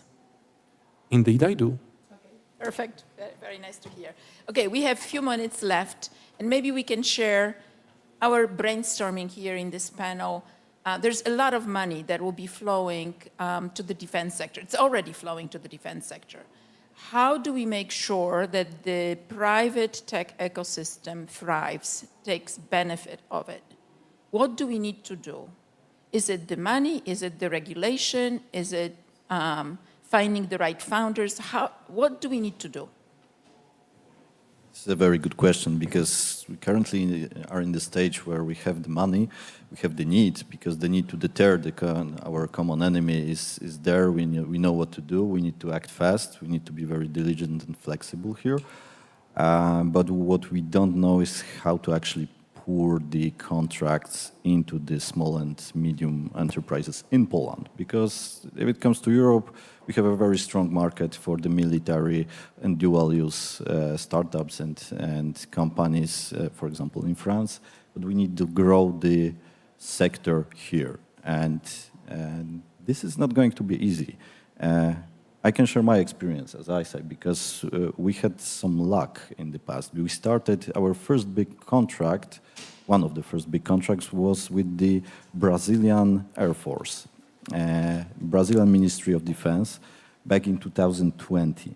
The amount of bureaucracy that our company had to go through, and we were about 100 people, proper startup back then, was tremendous. And we suffered a lot for years after that, but it was a great contract. We still cooperate with the Brazilian Air Force. They are our important customer. But the challenge was actually significant. The amount of bureaucracy that we have here in Poland is very similar, if not a bit bigger than in Brazil.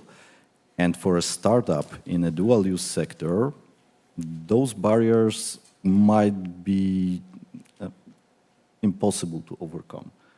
this is something we need to consider. There is absolutely no margin for the risk. If it comes to military contracts, to public contracts, there is very limited amount of understanding the needs of the industry. What there is a way.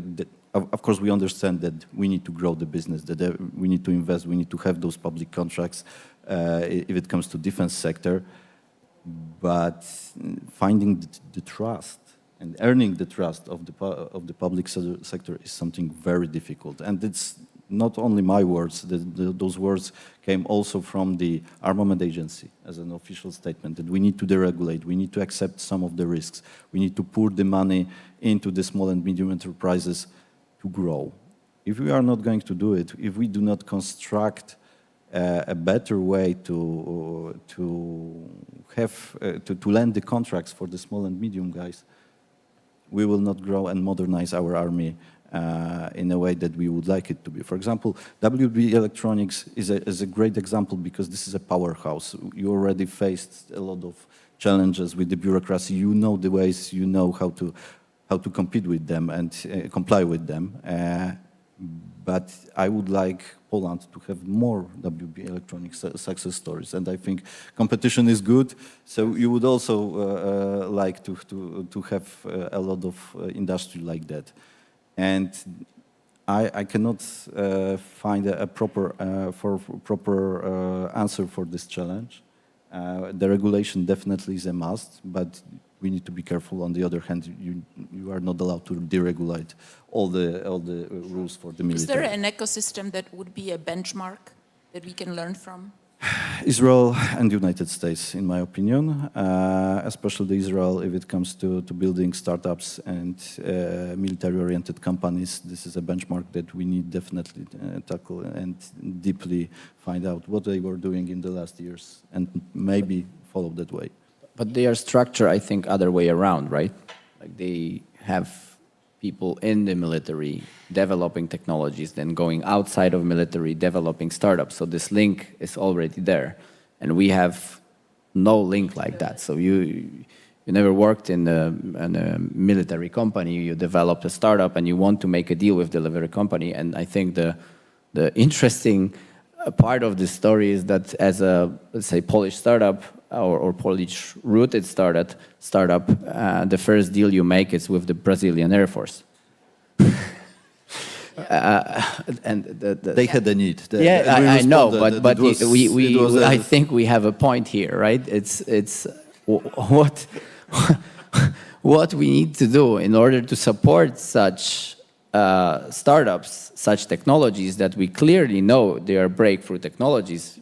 Right now, we have a big deal with the Polish defense as well, and this is great. But this is not the first deal. This is not okay, guys. You're great. Let's test it. Let's figure out the way to do it, and move forward with it. We will be your first benchmark customer, not Brazilian air systems. I think we need in Poland an association of defense dual-use players. So you guys can come up with regulations and push it through advocacy.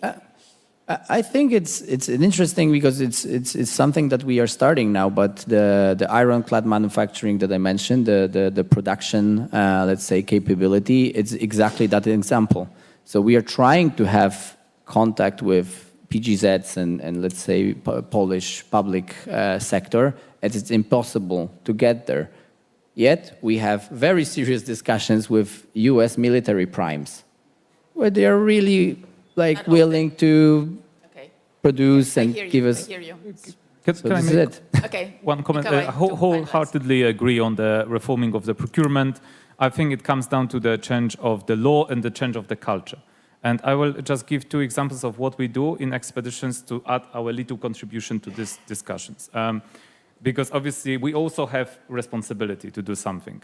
First, when it comes to the procurement, we have now built a coalition of 25 funders of the defense tech companies in Europe, who represent the biggest defense tech companies, so the challengers to WB and all the established primes.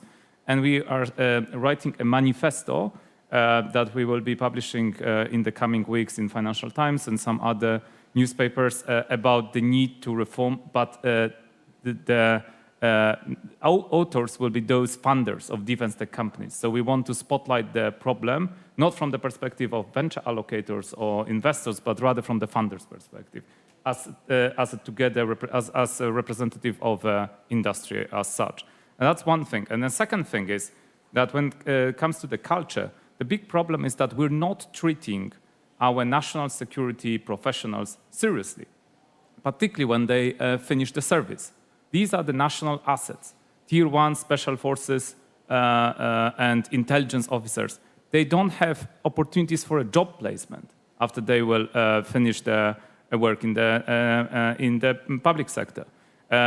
When special forces will find a job in as being guards or in front of the club or a pub, that's a good thing because this is the only possibility usually they have.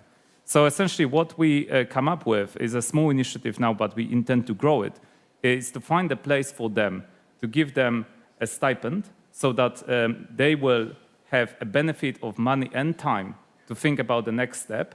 And we try to link those people with smart engineers to then try to incubate new companies. We call that initiative Silent Unseen, obviously on behalf of them, I'm referring to the Polish tradition of intelligence. But this is our first step in order to somehow find a place how we can incubate that talent and help them to grow companies. Very inspiring. Thank you.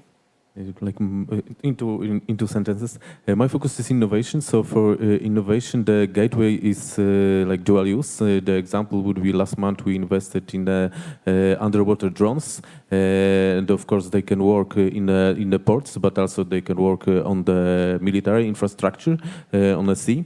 And on the regulatory side, there is a program SAFE. There is 150 billion, and 65% of that money have to be spent on the European Union. And the same we could do with military budget spending. We could work on toward the initiative. For example, the 15% of the money on the military spending should be spent in our country. That would be on the regulatory level. Okay, super. So I think we try to give you a transparent perspective of what's happening in Poland, in Europe. We've highlighted some problems, given you some opportunities, but also highlighted problems. But where there are problems, there are opportunities. So for all the investors in the room, please, I hope you noted them and you'll be investing in Poland soon. Thank you very much. Thank you.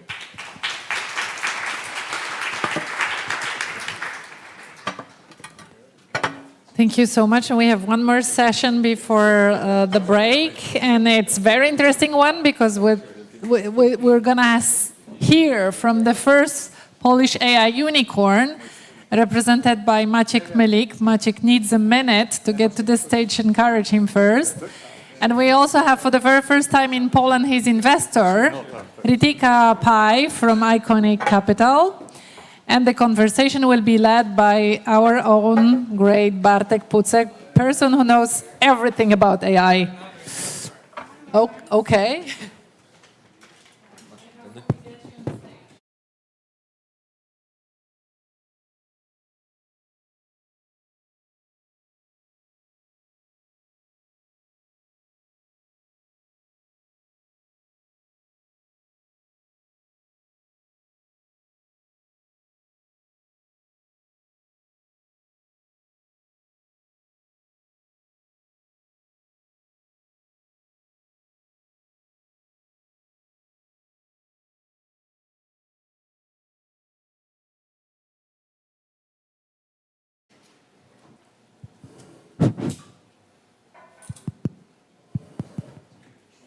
So hi everyone, thanks for having us. So today's panel is, today's day is on money, and this panel is going to be specifically on the intersection between revenue and AI and investing. So I think before we start, let's do a short round of introductions because there's one thing that is common here. So we're both in some ways involved in 11 Labs. It's the fastest growing company founded by Poles ever. And I think it's so interesting to spend some time on sharing that story and, of course, your perspective. So let's start, Ritika, with you. Like, you're representing Iconic. So what's the story behind that? Yeah, it's great to be here. It's my first time in Poland, even though we back lots of Polish founders, so it's nice to make it full circle. Quickly on myself, so I grew up in California in the Bay Area. I started my career there, joined Iconic there, and then moved to London in 2021 to open our office in Europe. So same fund, same strategy, the idea to be closer to number of technology ecosystems around Europe so we can support founders. And Iconic is sort of an interesting fund. It has a multifamily office, so we're working with 300 families and owners of some of the world's largest technology platforms and work very closely with them. And as part of that ecosystem, have built a number of fund vehicles, our venture and growth fund being the largest one, and backing companies from sort of Series A, B on the low end, all the way up to pre-IPO. 90% of that's in the software space, and that's really our bread and butter. And we've been fortunate to partner with companies like Snowflake, GitLab, Datadog, 11 Labs, DeepL, and Relativity that also have Polish founders. And so it's been great to do that through the SaaS ecosystem and now be a part of that wave as it touches the AI ecosystem. Awesome, thank you. Maciej? Cool. Yeah, so I'm Maciej. I'm born and raised in Poland. Currently leading finance and revenue operations at 11 Labs. So to those who don't know 11 Labs, we're an AI research lab focusing on AI voices and AI audio more broadly, starting from text to speech, moving to speech to text, AI dubbing, you name it. We're soon going to launch our music model too, so we're going to be an all-audio authority in the AI audio space. We're lucky enough to be basically the first relatively well-known AI audio company, founded in 2022. We've launched our first product in January 2023. 1 year in, we became a unicorn. 2 years in, we became a triple unicorn with help of Iconic. And so that everyone actually understands the situation here on the stage. So I represent finance, Ritika represents our most recent investor, but Bartek was actually one of the first investors in 11 Labs ever, so he kind of, So there's a common theme here. But like circling back, or maybe coming back to the beginning, there was, Mati and Piotr as the founders. There was a first version of the product. But there was a point in time in which it became more clear that the team, the talent, the product is leading to basically getting that revenue. Probably the most difficult thing to get traction early on, especially if you're trying to build a couple of years back in the AI space. So Maciej, coming back to you, what was like the first clear indicator that you saw, felt, heard, that you said, okay, now this is going to drive a lot of revenues? What was that moment? So I think what's really important is, you have all those bubbles with technologies that are hyped up in the media everywhere. They don't really end up being really useful. Nobody uses them. I mean, I could think of some bubbles that I don't believe in that are still kind of around there, but with our technology it was funny because our first product that we launched was basically a text box, very limited set of characters that you would just enter the text and get the output of. And what was really fun, it was really not at all suited to kind of bring long form content to life. And in very early days we saw people that were basically copy pasting entire audiobooks, like hundreds of copy pastes, and stitching them together to create something in production that really was human-like at work. So we basically immediately saw that it's very useful to some people, even despite product not being ready. People already found the use cases that are revolutionizing their work, and that's when we saw it. We're lucky to be also one of the first ones. rising in the hype of ChatGPT at the same time. So there were lots of people researching AI audio, AI text, AI chat, and so on and so forth. So it brought us a lot of publicity. But yeah, I think the usefulness threshold, as our CTO co-founder is kind of characterizing it. Either your technology is useful or useless, and we saw that the technology was useful. So in a 0-1 kind of binary scenario, it was useful.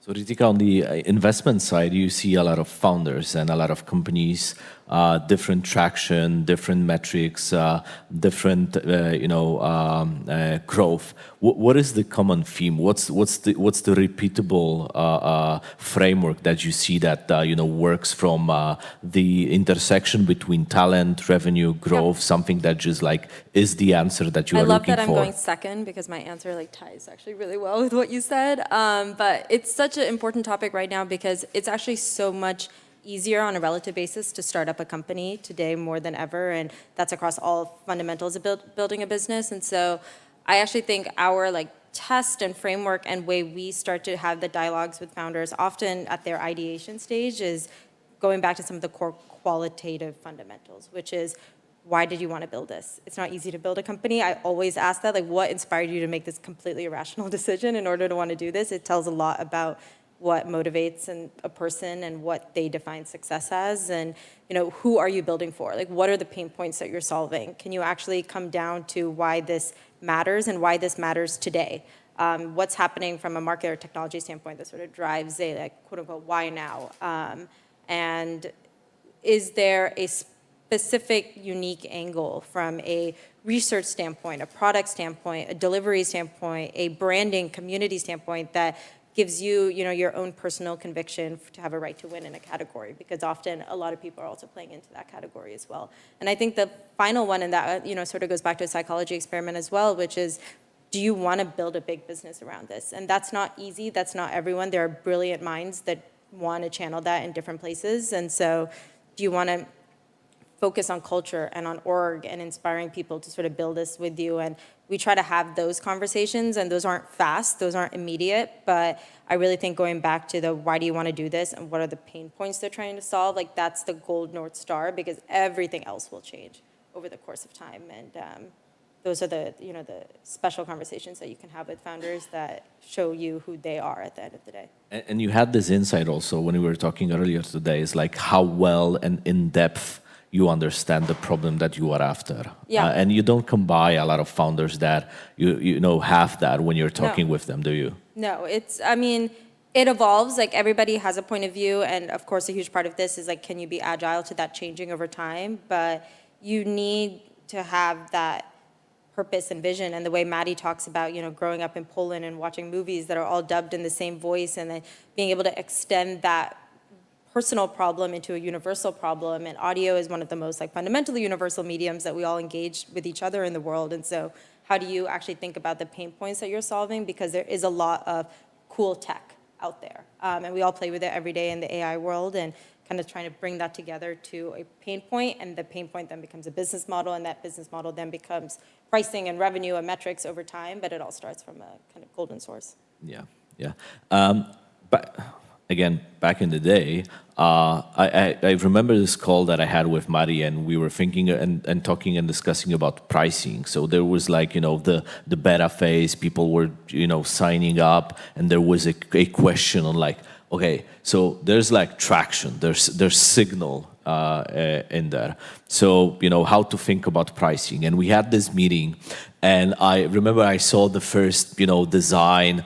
We were exchanging notes on how to structure pricing. So there's traction. Now we need to price it in a good way. And what I think was I remember from that discussion two major things. One is it was thinking about a high margin business from literally day zero. Yeah, so you build up the product, the problem that you are after, but you're always thinking also about a high margin business, regardless of where you are in the stage of building that. The other was, I think, super counterintuitive, and this is one of the reasons why it struck me. We were looking at a page pricing for the services. And typically, if you open up a book on SaaS sales, you need to have like 3 pricing tiers. They need to be very distinct in between each other and whatnot. So like you would design the pricing page by the book.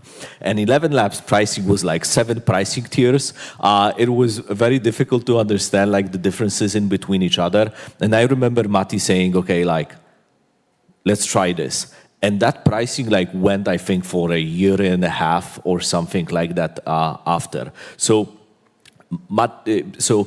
coming back, Maciej, to you, when you think about that early traction, when you think about the discussion around pricing, what was the thinking behind that when you would have users both like prosumers, so like I want to translate my newsletter to audio, and then you would have Netflix coming in saying, well, I would love to use that for our service. What's the thinking behind pricing of a fast-growing product like that? I think it's problematic and yet unsolved, unfortunately.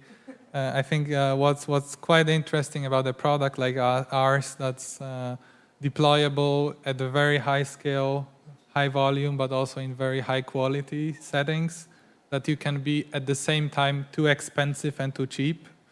And we're kind of trying to wrestle with that. I mean, if you're building an AI chatbot, you're probably a very high volume user. We need to think of a price that basically makes sense. It's at least cheaper than a human, or a human at the cheapest geography. That's probably kind of the benchmark.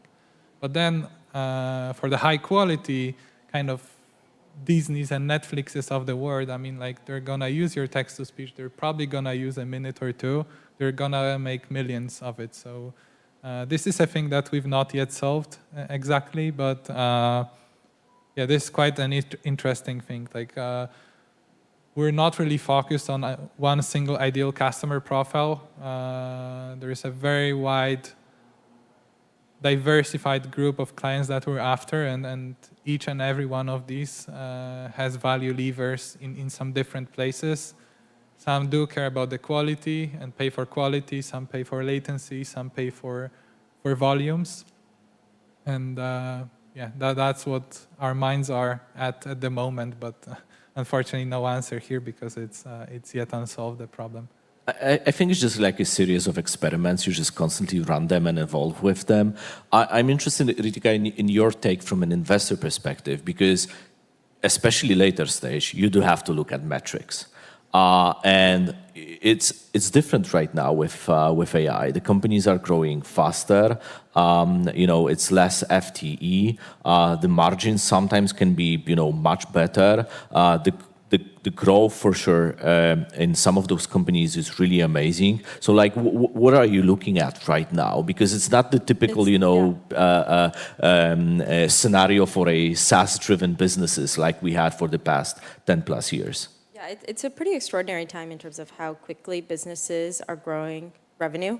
And I think we were saying that's crazy 2 years ago, and that statement just continues every quarter with every company. Some building, in this country, in countries near us, and so it's also become a very global effort, which has really democratized the entire conversation. But it sort of goes back to, I think, what we've all been talking about, which is how do you align the metrics to value and business outcomes, and that's a lot of where we spend time. It's also where we think teams should spend time and where customers spend time. And so it's not that investors are sitting in a different box in terms of how they look at metrics. I actually think it's quite an aligned conversation. And so even at the growth stage, it's a lot around product usage. Who's using it? How often? How much time spent? What do the power users look like versus everybody else? That's not so different from SaaS, but because usage and pricing are so tied in the world of AI applications versus seat-based applications, you're spending a lot of time trying to understand what is product depth and engagement. That manifests to retention. Why are people churning? When are people churning? What do those retention curves look like? And they will intentionally look very different for different types of users. And I actually think a huge part of all of this is not just what the metrics are, but do you track it? And do you have an opinion on what it looks like today and where you may want it to go as you develop your roadmap and you develop your application layer on top of it? And then probably the last is just around ROI and the actual business outcomes. And everybody's talking about how you price AI and what the right unit of pricing is, whether that's credits or number of agents or number of queries solved or minutes saved, and can you have the tools and infrastructure and alignment with your customers to track that and be able to derive value from that, from your pricing mechanism. And so I had this discussion with one company when they said that, you know, they have resigned from a per seat basis a way of buying software overall, and they're just like right now after just a purely usage-based approach. Do you see that right now across the board? I think you're hearing everybody talk about what could pricing change. It sort of goes back to, it's a consistent conversation. There are definitely AI native companies that are still pricing per seats, but that's just because it's the easiest mechanism to talk to enterprise customers about, and that may change as the buyers change, but even then, they're meticulous about tracking how many of those seats are activated and how often are they using it. Because at the end of the day, it still goes back to product usage and retention and business outcomes. And so we sort of tell people, price however, in the early days, the buyer wants to price. But it's still all an output of the same inputs at the end of the day.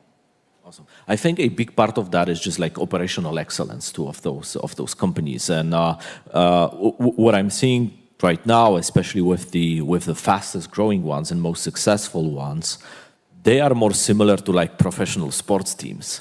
You know, much smaller companies being, you know, well, there's a lot of talk in Europe around a 4-day work week, but those companies work like 6-7 days a week, those teams. They are much smaller in terms of, you know, the team size. There's less structure. So, and you would see a lot of companies that have like 20, 30, 50 people valued like 1 billion plus. And I think 11 Labs is also, you know, a company that is just one of those examples, you know, where the value created by a very small and highly talented team is just like remarkable. So I'm interested, Maciej, in your take on that. Like, what's your take on like, you know, being a part of a very small and fast-moving team? Like, what's your biggest learning from that right now, especially that you scale up? So what's the experience, you know, in being a super small team and now, you know, being on track with that, on that trajectory of fast growth versus having to scale up the team and the company as you grow? I think this directly disproves a statement made by one of the recently deceased CEOs that you can replace a single engineer with a finite number of interns.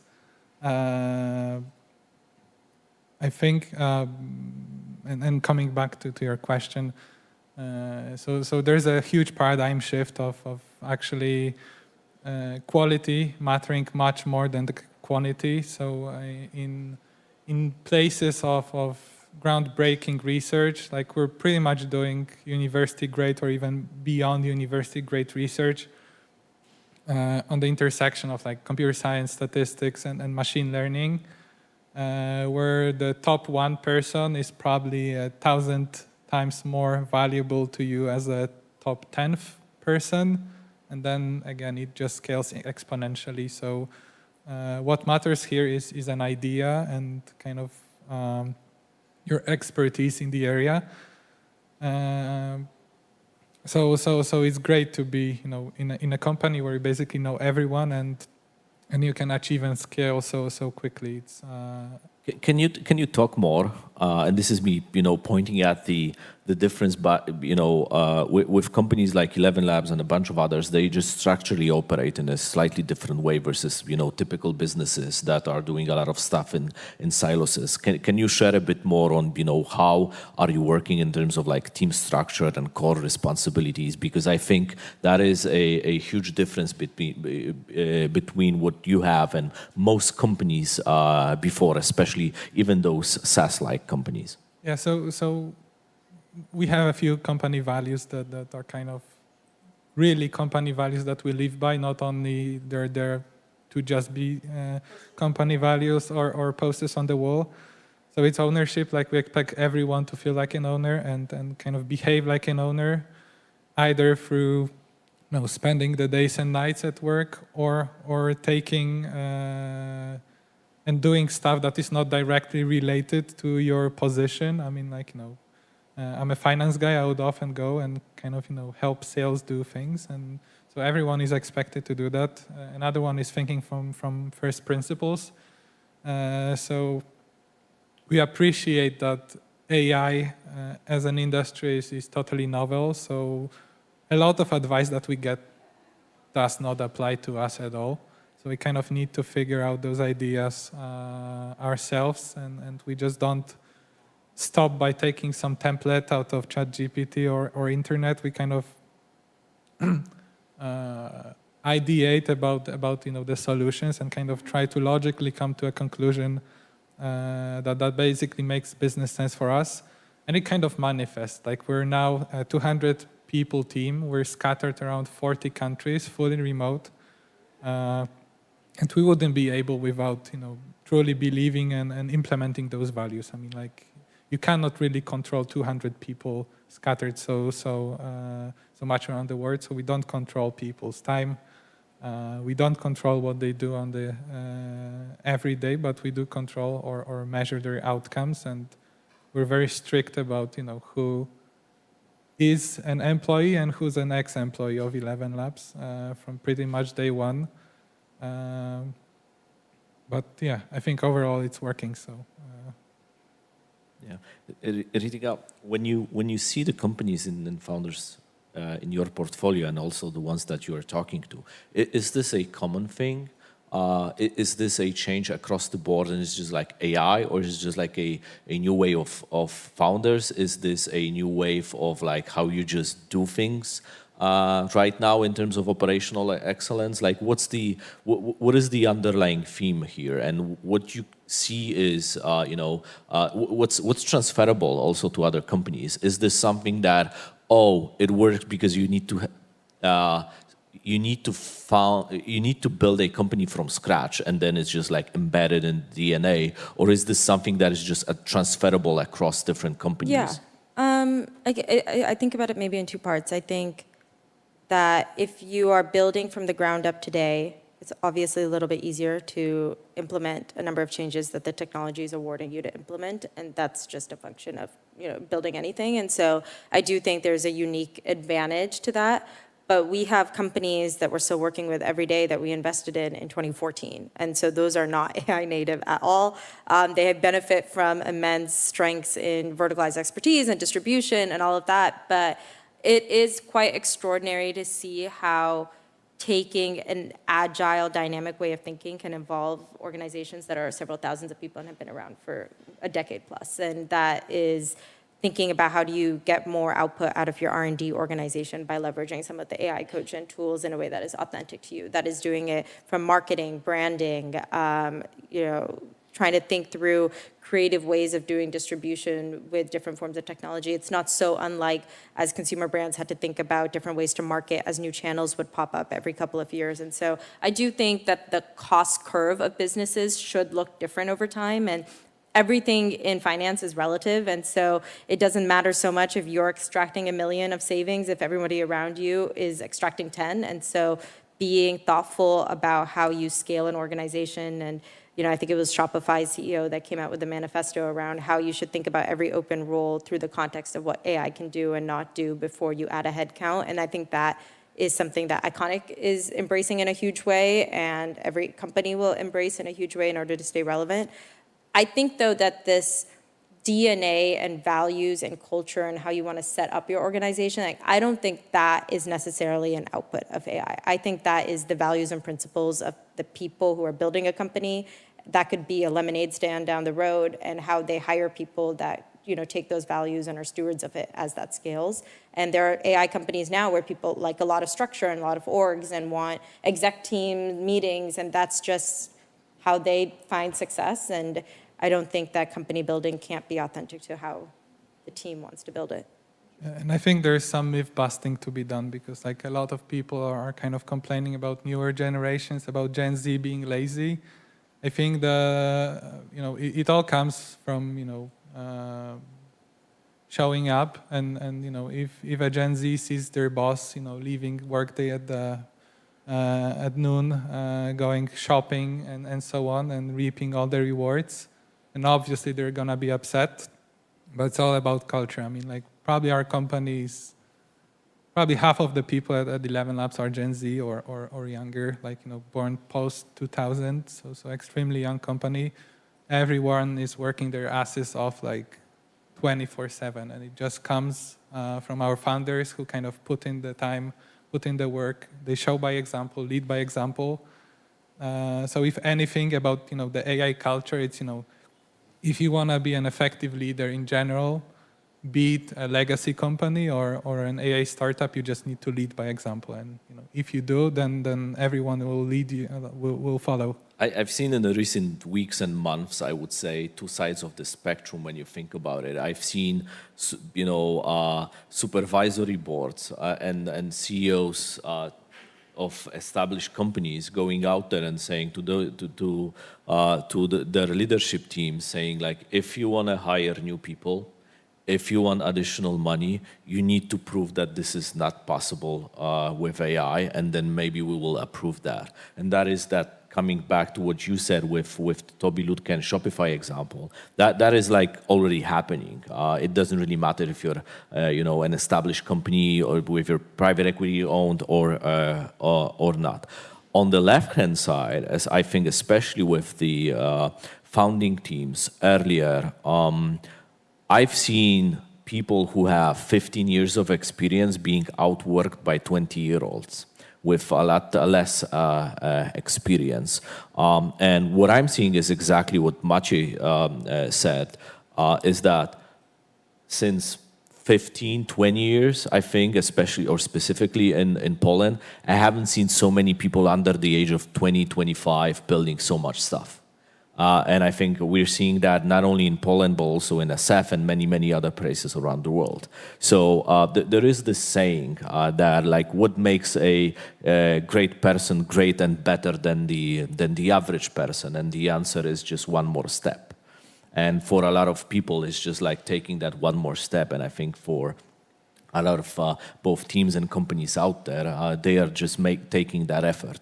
It's amplified by AI, of course, but it's just that one more step that someone is just willing to take. Yeah. Okay, awesome. So we have like a 1 minute, and we've talked about like maybe taking a question or two if anyone wants to ask a question. Is someone interested in asking a question? It's a good opportunity. Go ahead.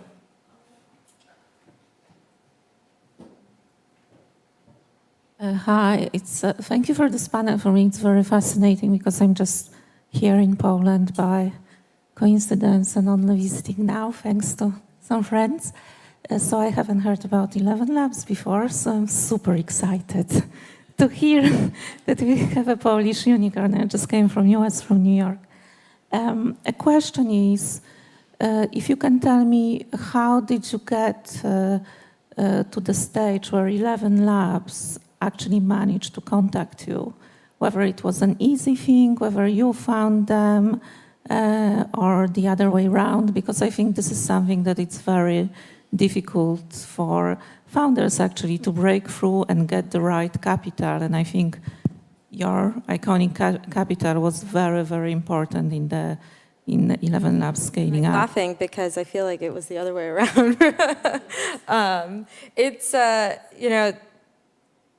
how investors and founders meet is all, it's so dependent on the category and the fit and the market timing, and every one company's story is going to be completely different from another company's story. I would say in the case of 11 Labs, we were really fortunate to meet Maddie very early in the journey, and from there it was an overwhelming one-way love story for 18 months until we could convince Maddie that we were the right partners, and that is solely due to Maddie and Piotr and Maciej and the entire team's efforts to build just an extraordinary company and not need capital to be able to do what they do. And so for us, it's important, and I say to our team, it's our job to find the best companies in the world and show and support them, and hopefully they can see the value that we can provide for us to help them in their journeys.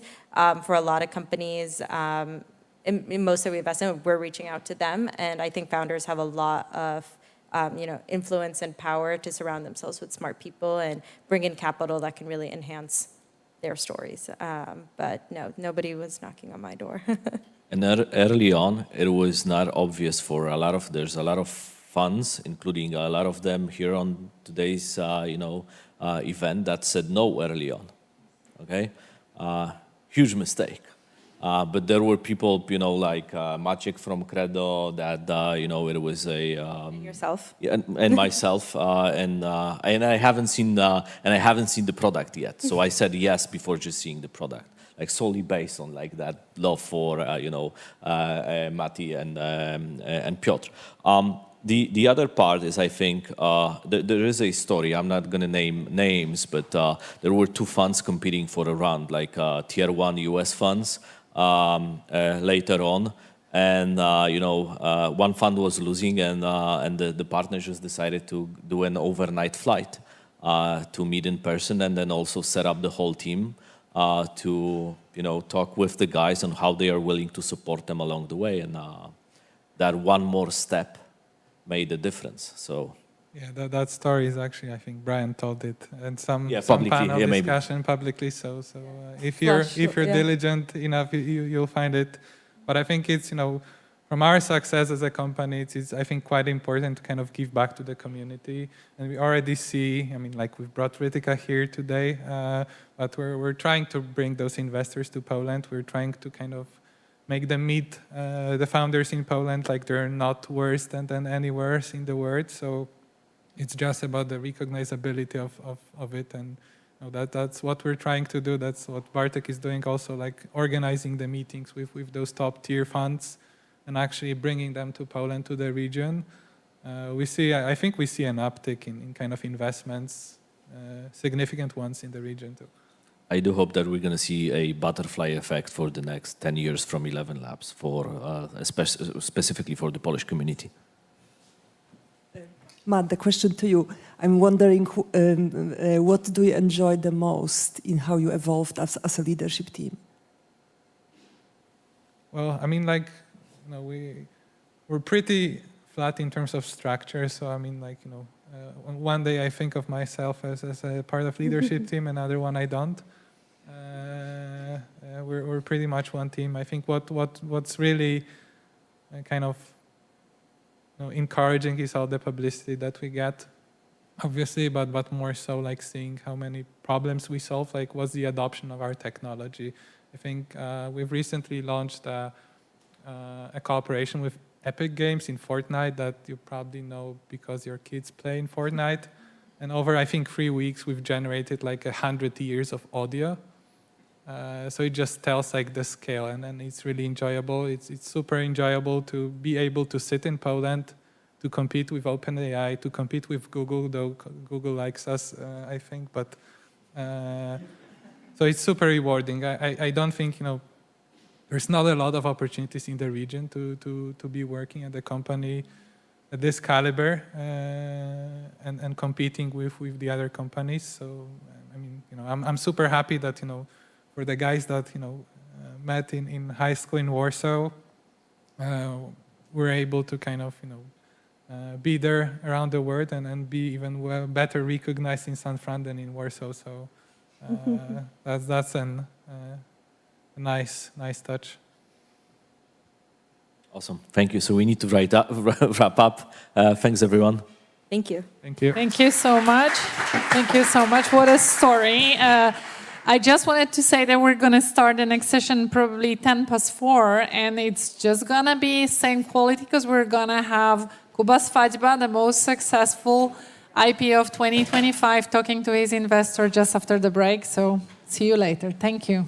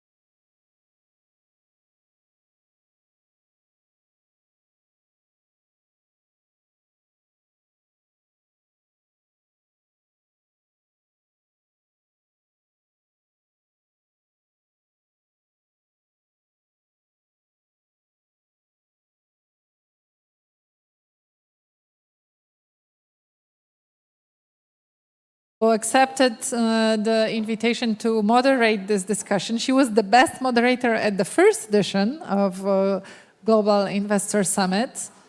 Yes, and well, the floor is yours, and the fireside chat members are already also in the room.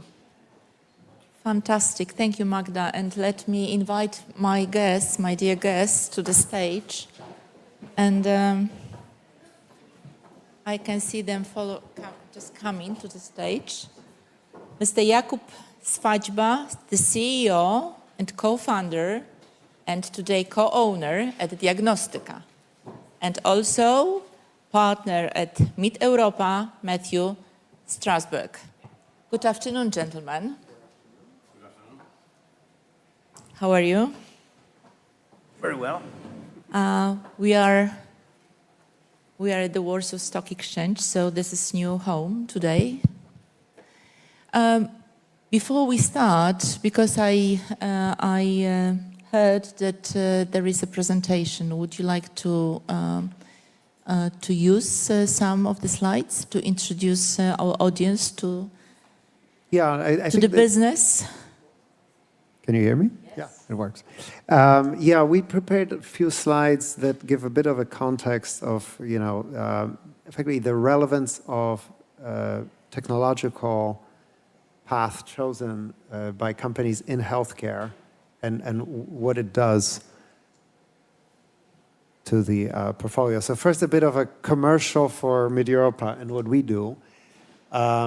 We have a very strong track record in healthcare services. And the slide that you can see here effectively summarizes what we have done over the years. I think we're now very well known for our association with Kuba and his Diagnostyka. But in addition to that, and long before that, we've invested in other healthcare businesses, starting with LuxMed. LuxMed was our first venture in healthcare, and we supported the company over a 6-year period as they built up.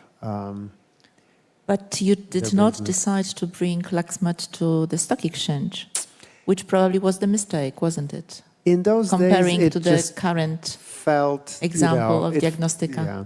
Well, look, to be honest, the company at that point still didn't feel mature enough in terms of its place in the evolutionary cycle. I think today LuxMed could access the public market and would probably do very well as a public company. Back then, there was also a kind of still lack of clarity on sustainability of the model, where the company was collecting funds from corporate payers and providing healthcare. So we felt Bupa was a better home for it. We recently, actually, all this year, had 3 successful exits from our healthcare investments. Diagnostyka, the very visible IPO in February. Then in April, we sold our Romanian business, which is very analogous to LuxMed, called Regina Maria. And then just a few weeks ago, Luxottica, the Ray-Ban manufacturer, bought from us the ophthalmology business, Optegra, which is also in Poland. Turning to the next page, this kind of summarizes a little bit, our model, what we do with our investees. So the main focus is investing in growth. Meet Europa is not an investor that just kind of sits back and milks the cow. We feed the cow first and then try to get the milk at the end. So if you look at the amount of investment cumulatively in most of our platforms, it goes north of 100 million, very often more than 200 million. And we also support active M&A growth. Sometimes we get involved, sometimes we just kind of watch and let the management do it.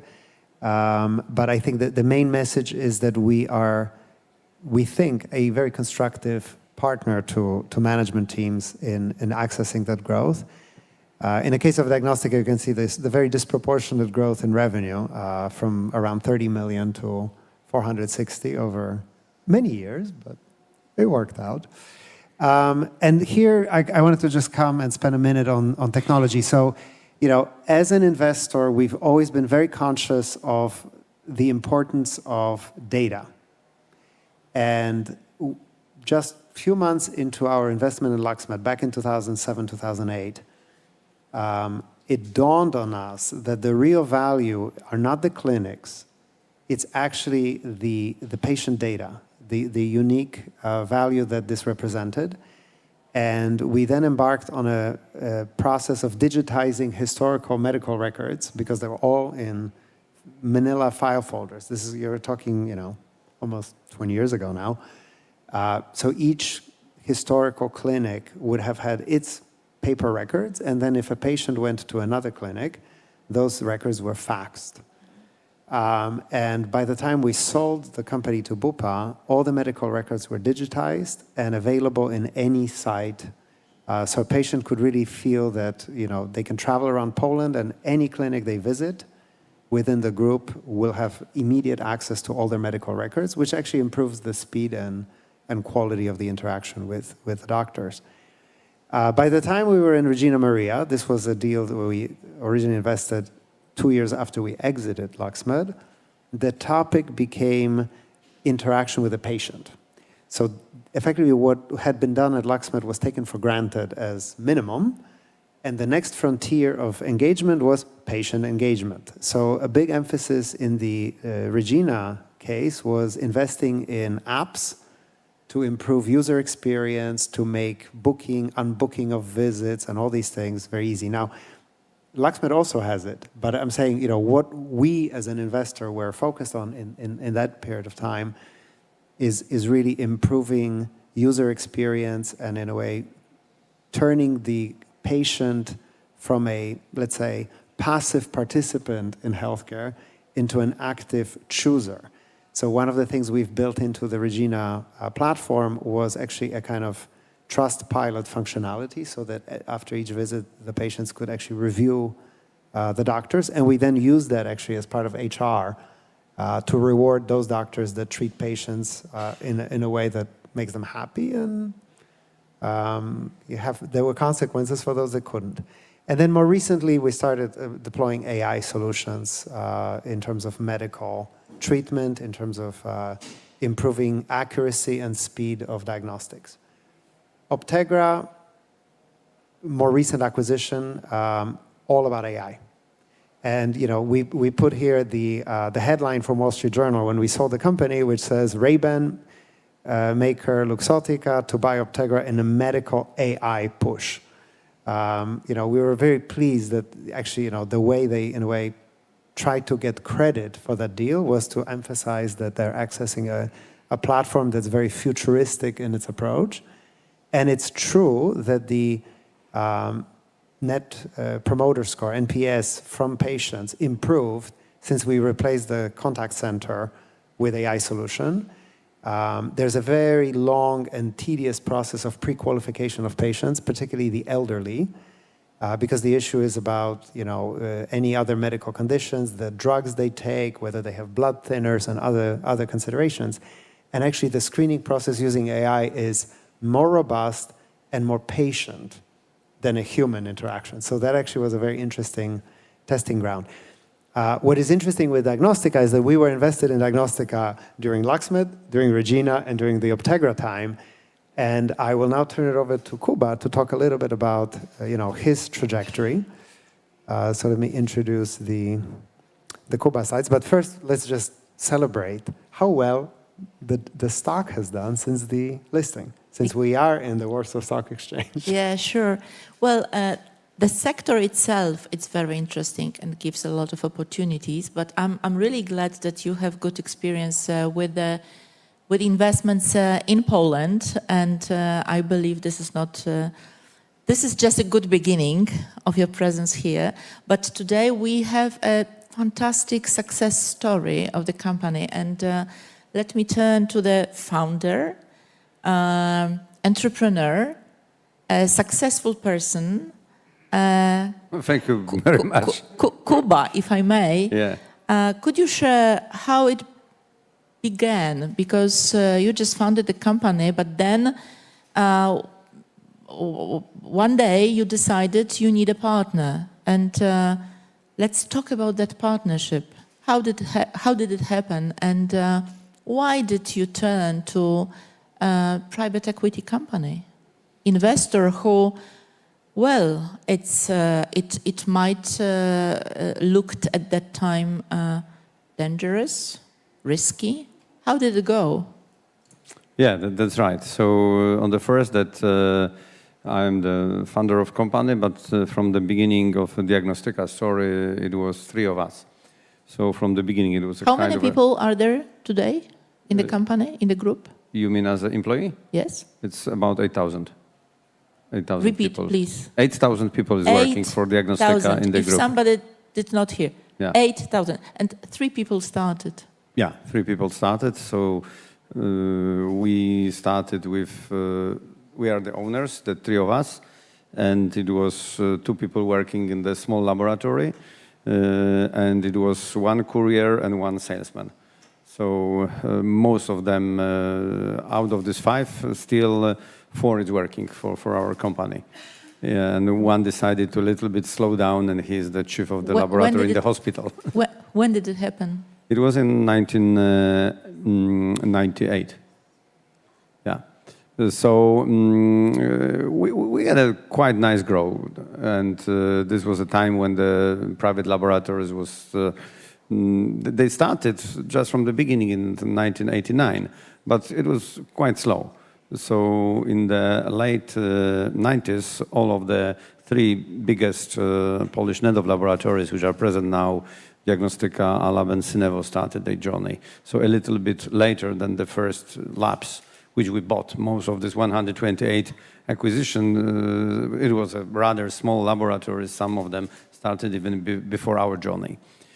So in the 2011, because in fact it was the beginning of the marriage with Mid-Europa, we thought that we need a little bit of acceleration, we need a little bit of being more professional, but from the beginning we wanted not to lose our control on the company. So we were trying to find any company which will buy the minority stake, and it was not so easy.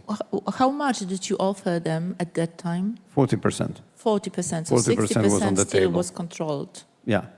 Yeah, we were lucky that we found some companies from the beginning maybe pretend that they can, but then they can't. But yeah, the company, it was not so big, and it was not and also it was a little bit problem. We just entered to the league that we could be sold to the private equity. This value was 170 on the end of the day million Polish zloty. So was for the Mid-Europa, I think the smallest investment in their history, but the amount when they sell it was not the smallest.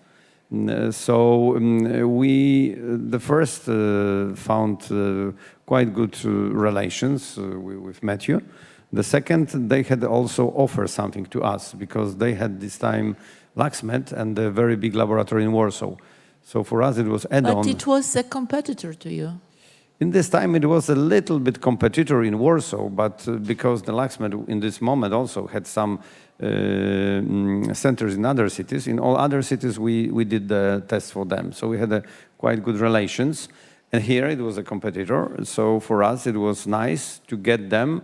And so the part of the deal was that we will take, or we will get, in fact, I think that we paid like 1 zloty per this laboratory. Quite good, big laboratory, and we combined both laboratories in Warsaw, and it was nice. So that LaxMed became a the client. Yeah. How did you find, Matthew, how did you find the company? Because, you know, entering to minors' stake in the company, secondly, the company with a very charismatic founder, and you had only 40%. How did you find the company, and how did you find the cooperation? Was it tough? It's a very good question. So, you know, at the time when we were working with the LaxMed management, we were very focused on effectively optimizing what the management of LaxMed actually does and what it outsources. And I put huge pressure on the management to agree to outsource laboratory testing because it is not their core business. The feedback I got is, well, there's no one to outsource to. There's only one company, but they're in Krakow. I said, well, that's not a crime. And they said, but they don't have Warsaw presence. I said, well, we can give them our lab, and then they will have Warsaw presence. So that was the genesis of it. It was basically the endorsement of Kuba's business by Ania Rulkiewicz with the Another qualification. charismatic person. Another charismatic. I only spend time with those. So, you know, and I got, you know, I nudged Luxmed to agree to this experiment of taking what they felt was effectively a regionally strong player, but without the proper coverage of the country, and effectively donate the lab in Warsaw as a way to give Diagnostica the relevant footprint. That was really the beginning of national presence for Diagnostica, because that allowed us then to leapfrog into having presence in all the markets where Luxmed, as a key client, needed the support. And we kind of used that as a catalyst for national expansion. So, Kuba, you benefited from having the same investor to your competitor, but what else?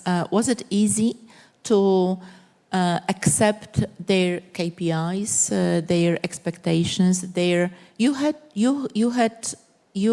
did have your corporate culture, and did they expect anything on the top? Did they expect to change? Did they expect to put your internal culture to the upper level? What did they expect actually at that time? I think that it was maybe on the beginning a little bit idea for them to change the finance director from our company. But we didn't. And generally, I don't see it like, we were the majority, and I was, I think, quite good. So they didn't try to push me too much. And it was not quarrels about it. And we still could do exactly what we did. So thanks. Always they had the right to do the one member, and they didn't do this for the 14 years. So really the cooperation was, then they, I think, that treated me more like their guy than maybe a little bit the others. So of course private equity would like to have the highest price on the end of the day. And they thought that maybe we will sell part of the company. So even if was once, I think, some days the chance after the war in Ukraine that we thought that maybe it's better to sell and leave. But generally for these 14 years, it was only, I think, the time of 10 days that it was possible to buy the whole Diagnostica from the founders. So whose decision was to make the next step to make to go to the stock exchange and make IPO? Was it in your strategic? Was it that strategy from the beginning, or did it evolve? So look, I think it was always a hope. I think there was a period of time where that, you know, the company wasn't really ready for it. So we wanted to do it, but we had to defer that dream because there is a level of maturity, and there's also just an objective issue of size of the business. And over time, the size barrier kept receding as well, because, you know, companies that access the public market have gotten bigger and bigger. So the benchmark kept, you know, in a way, racing ahead. But luckily, Kuba's ability to grow the business, you know, kept up or even exceeded the threshold. So ultimately, on day one of the listing, we were a €1 billion market cap business. So it worked out. But going back to the, you know, to the strategy, for us, it was always very clear that because the founders did not want to lose control, the IPO is the most elegant way for us to get access to monetization while they continue to, you know, continue controlling the business and running it. Kuba, how much do you control today after IPO?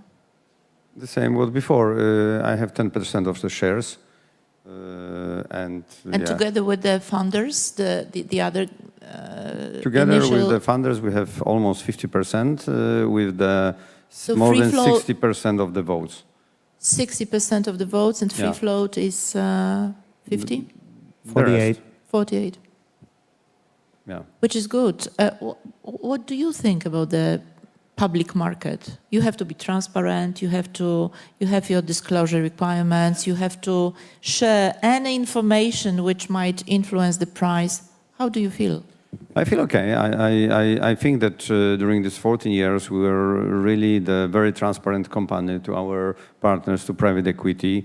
So each month we had to publish our results, maybe not officially, but it doesn't matter. It was prepared. So of course it's a little bit more work, but for me not too much. Up till today, I don't feel like any problem. So it's nice, a little bit more of visibility of the company, but also for the Diagnostica, because of the COVID, we were really widely known in Poland, so it doesn't change so much. Sometimes it's good to have luck. Yeah. And I'm just coming from the internal conference for our salesmen, more than 100 people. Just yesterday, we had a very, very nice conference. So they also asked me, or just told publicly to these people from our company. And I generally tell that it doesn't change so much. I have a little bit, maybe less of the somebody with whom I consult, because quite often on the, let's call it private way, I was calling to Matthew and asking, what do you think about it and that? Still can call him. Yeah, and I still do it. I still do it. Yeah, you are right. But of course, now, because also we are so successful, so in our portfolio of investors, the biggest one got only 2.3%. So I have nobody who contact me since the moment of the being the public company, but I can manage without this. Some companies, you know, at our audience, there are people who might think, oh, it's a really good success story, we would like to follow the same path. What was, if you still, the question to Kuba, what was the let's say that momentum that you will remember by the end of your life? What was that something that changed your attitude to, I don't know, customers, investors, that changed anything which was till that moment? No, I think that is a constant story of the success, generally similar from the beginning to today. I don't see really something what changed completely. I think that my life a little bit was changed, that I decided maybe not to be the doctor. So I was a doctor in the fantastic place, and I did a lot of research before. So when I had the contact with the guy from States who gave me, because the first I started the company with the selling the reagents, and he told me, but do you really want to be the businessman? I told him, no, I don't want to be the businessman. I would like to just do something on the top of being the doctor. So in fact, even during the time when I was selling the business to Matthew, it was 2011, I was still working in the university as a doctor, maybe one afternoon only, but I quit my job 10 years ago, but still I was working privately a little bit. And still I think that I have this, and sometimes Matthew maybe a little bit felt that I am too much medical doctor in Diagnostica than the real CEO. Yeah. So this medical field, it was more than should be. And now I have the hobby of longevity. And in the longevity, again, it is a small business now for Diagnostica, but I spend a lot of the time for this idea. But I hope on the end of the day, this longevity in the 10 years could be really the business which can live the growth for the company. Oh, definitely, especially if you deploy AI, then you know that even sky is not the limit. Yeah, with the AI, we can go with the longevity to the much more poorer people that now it's the longevity as a slogan for the millionaires. Matthew, I have a question to you because for some companies who search for capital, they go directly to the stock exchange. Here we have an example and a real success story that there were two steps. First, partner in the form of private equity, and then together to go IPO. What would you advise to those private entrepreneurs? Because still in Poland there are so many companies that were founded, in 90s and still are owned and run by still the same founder. What advice would you give, having observed this story, this journey, and also other companies, other experiences, other companies that you invested in that are also successful? What knowing the Polish market, with your expertise, what advice would you give? I mean, look, I think that I personally have a huge respect for founders as a category of businessmen. But I think, you need to acknowledge that founders tend to be monothematically focused on core of what they do. Being listed is in a way, it's not a core business of the business you build, to be listed. And I think the interaction with the private equity investor is a great sparring, sort of iterative process of bringing the ability to live with being listed, because it is a huge responsibility. And as Kuba says, you end up actually having to anticipate what ought to be done so that those 2.5% or smaller stakeholders are happy. And I think the leapfrog from being 100% proprietorship, or let's say a partnership of few guys, into having the way to cater to the expectations of the public market, I think it's a very big leap, and I wouldn't recommend it. It could be tried, but it's not an obvious thing. And I think, we, in a way, even for us, we were iterating a little bit around, okay, we should probably have a dedicated person who does just the IR. We have a great CFO, but we probably could improve by having a CFO who has prepared another company for the public market requirements. And so on. So I think it's, again, if you recognize that actually businesses are set up to do the core business, and being listed is, in a way, a separate domain expertise that for most founders of businesses is not a natural thing, the experience of interacting with private equity for some period of time can be a great way to prepare and to get grounded. And I think if you look at other successful listed entities on the Polish Stock Exchange, like InPost, like Dino, they're founder-led, but the founder, in a way, went through that period of training for how to cater to the financial investors who are financially minded, and in a way understand and anticipate what the expectations are. So who is next on your horizon? You have to do something with this money, huge money that. Yeah, well, look, I mean, first of all, we love Poland, and we typically in every fund cycle. Repeat it. We love Poland. Good. Headline. We try to, in terms of portfolio construction, we are a regional firm, but we typically end up having about half of our commitments in Poland.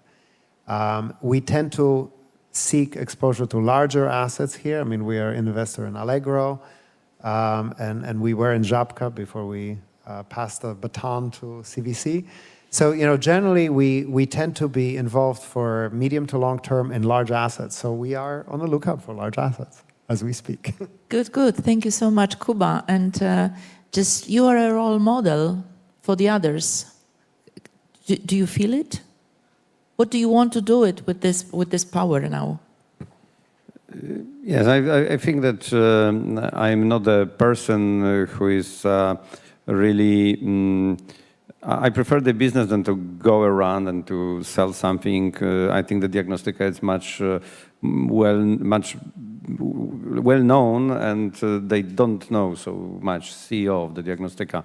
And I think that if I can use it, it's more for the idea of longevity, because I think that this power of Diagnostica and myself as a doctor, understanding the importance of prevention of the diseases and the new way how the medicine should be done, it's something what I can maybe do based here in Poland, and having also fee-for-service tests. We are very special, I think, the momentum and the country to start something what could be very well done in the world. So I hope for the cooperation, for example, with the Google about it, and I think that we could do really something big. But now I think that being, a public company, you are more visible and you might be heard. Your voice will be heard louder, and you might share your experience and your success with those who might hesitate from or think about maybe going to find a partner. So I'm not or shy. Finally go to the, so of to course, the stock exchange. Most cases, if I have still some time, I am really willing to go and to share. But it's not a problem for me. Just So I simply, hope the it's not investors the have heard. type of the life that I would like to spend whole my life just being the star. You are the star. So thank you so much, gentlemen, and I'm really glad and happy to be together with really role model as a company and as a founder, CEO, and also an investor who knows how to partner with good entrepreneurs. Yeah, but the one thing what I would like to show, Feel maybe free. 2 slides after, it's the new app what we started during the Google Summit.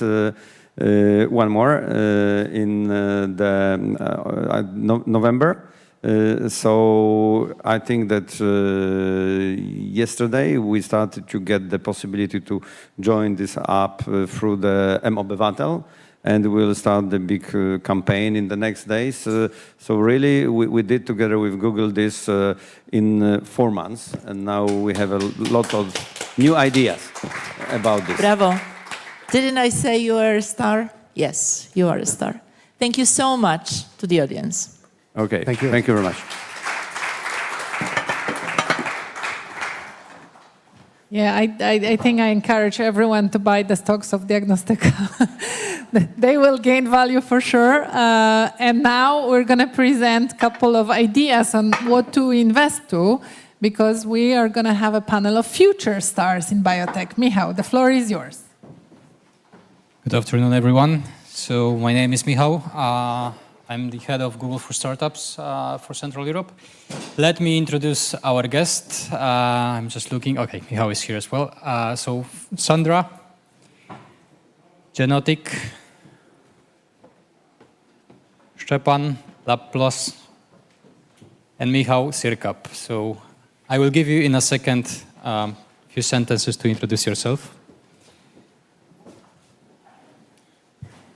So we're going to talk a bit about biotech, but I will also want to set this panel in a bit specific tone. So we have a representative of the, I would call it research part, or basically the product side, so Sandra. We have Szczepan, who's actually a representative of the business as a chief growth officer.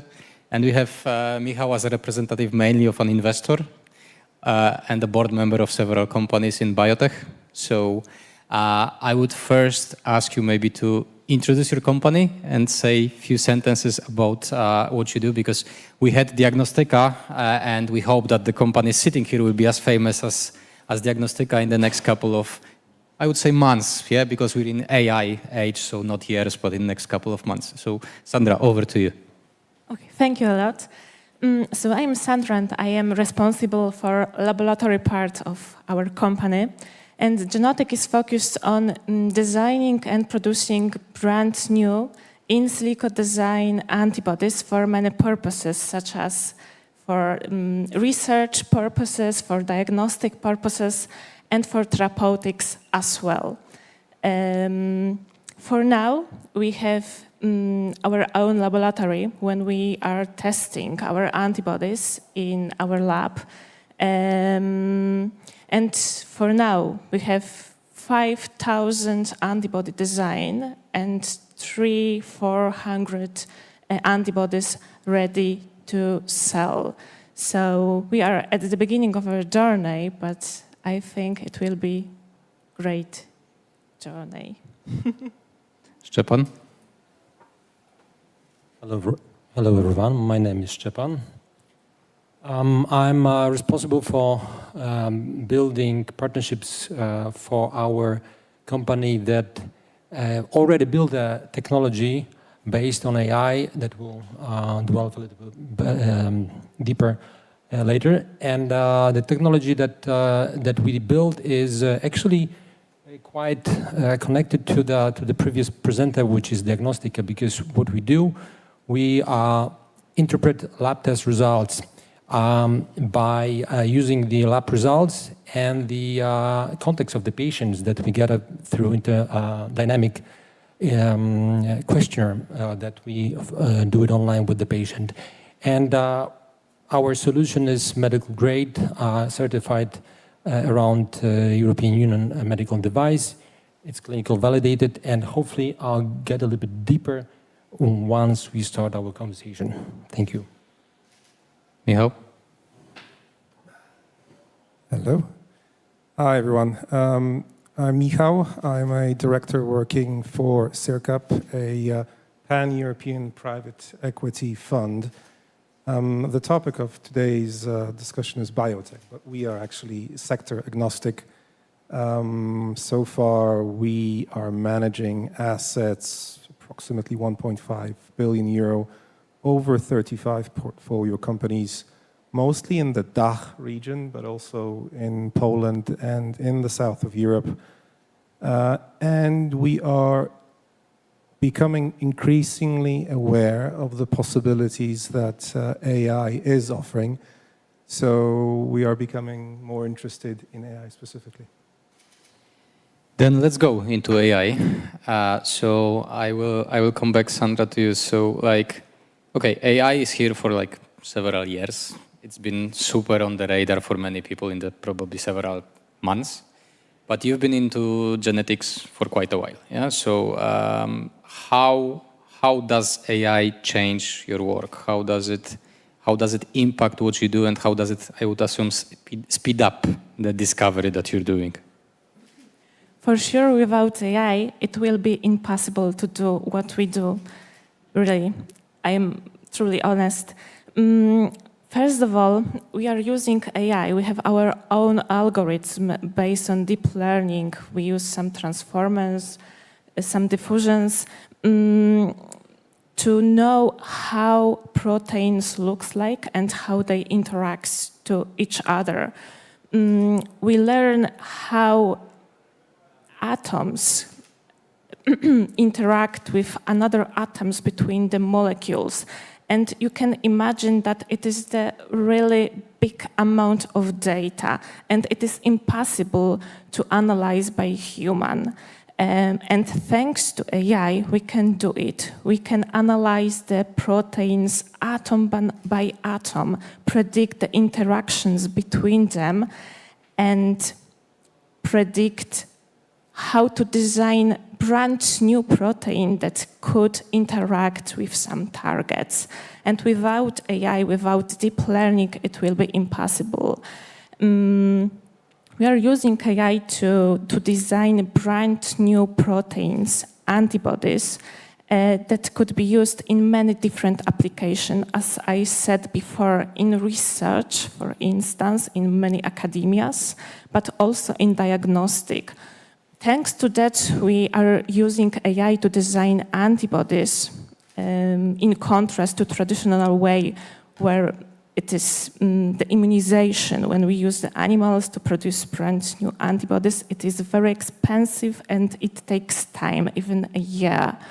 We can design brand new antibody even in 21 days, and the cost is so low in comparison to traditional way. So we can provide with really good quality, very specific antibodies for any target in diagnostics. But our big dream is to go further and to provide very good quality antibodies for therapies. For instance, in oncology. Yeah, so knowing your co-founder Grzegorz, I think he exited user.com, one of the I think big successes, and your drive towards the success, I think you can definitely achieve it soon, and I hope in months, as we said. I'm gonna ask then, Szczepan, how you see as a growth officer. Yeah, because like Sandra was talking about the business itself. In Lab Plus, you're doing analysis of the tests, yeah, and of the lab results, and we know that you work with for Diagnostica, for example, yeah, like how with Diagnostica, how you're in your part of the business, like the growth, the business development, AI impact what you're doing. Well, the AI itself obviously gives a lot of, I would say, hope for different application, different solutions. However, there's also a lot of reluctance, I would say, and probably one of the greatest challenge I would see with the implementation of AI-based solution is building trust with anyone who we want to impact their life with this technology. So, and even as Sandra said, that the AI brings a lot of new opportunities like cost savings that are incredible. Because, for example, in our case, if we compare the cost of consultation of lab results today, just the basic one, which is around €20, we do it 20 times cheaper. Maybe it's not 2,000 times, maybe as in your case, but it's as Dr. Kuba said just before, with the longevity project of his, the cost effectiveness and bringing the cost of the healthcare, I think it's one of the most important issues, and one of the most important also arguments that we present. But at the very beginning, we have to build trust. So I would say that it's not even the it's not the technology that is super advanced that makes the difference and is an argument for, convincing business person to acquire it, but rather building trust and also communicating the limitations of this technology. So now moving to investors. Like, Michał, when you introduced yourself, you said like you're agnostic in terms of the industry, but I know that you also have like a different type of a biotech company, which is waste management. I know it's very broad in terms of like it's far away from healthcare, but you're working with a company that is doing waste management and they're using AI. Like, what's your view as a investor, as a member of the supervisory board, in kind of them utilizing the AI and how you see the benefit there? Again, we go broad from health, but we still maintain in terms of the usage and optimization of the efficiency of performing tasks. Well, there is a certain benefit of being sector agnostic and being a generalist. This allows you to take a step back and apply a different perspective. So it is true that we are on one hand generalists, on the other hand we understand the huge potential within the AI framework as a tool. We don't look at businesses that generate AI tools. We look at ways in which existing businesses can apply AI tools to create a leverage effect. This is for us something that is key, the value multiplier. I think you guys mentioned the ability of cost reduction. There are many of these. You speed up the ramp-up cycle of new product development. You can try out different ideas, try out different scenarios for low cost. So there are a number of opportunities to explore. And we have our certain playbook where we try to assess the company's potential to adopt AI from a strategic perspective, revenue potential, cost potential. We try to go systematically line by line. And what we discovered is that various industries have different levels of sensitivities towards AI tools out there. It's not really true that we need to wait for a revolution. The tools are already available and can be applied across a number of sectors. So when it comes to biotech in particular, to start with, as a sector, we own biotech firms in Spain, in Israel, in Germany, in Poland, across many fields of R&D. So we own businesses that produce psychiatric drugs, derma drugs. We own businesses that focus on medical device R&D in cardiovascular space. And we also have businesses that do stem cell research in the vet space. When discussing the potential to apply AI specifically in these businesses, it seems that at least we are struggling to get to what our discussion is about, i.e. from data to discovery. So the research teams tell me that for them, and they are patenting successful drugs, the discovery process is still human-led. They are trying to find ways to look for AI to enhance their capabilities in originating new ideas, but so far, that isn't working too well. Where they do have success is production upscaling, because it's one thing to develop an idea in a laboratory setting. It's a whole new ballgame to come up with a way to manufacture it. So I can only speak from personal experience, and out of the 5, 6 biotech companies, I would say that in production upscaling, yes, there is some success, but not in terms of new idea origination. But I just wanted briefly to touch upon other industries where this ability to adopt AI, we've come much farther. So you hinted on a waste management businesses that we do have, and that was a perfect candidate to apply a number of AI tools, because the technology that business developed requires A, continuous monitoring, and B, continuous adjustment to the technological process. Even if you had human intervention, it would be significantly inferior to a fully automated process that reacts instantly. So because of allowing AI to take over the management of the system itself was developed by humans, but once it's developed, the AI takes full management of the system and the results are far superior. But the sector where we had most success when it comes to adoption of AI was education.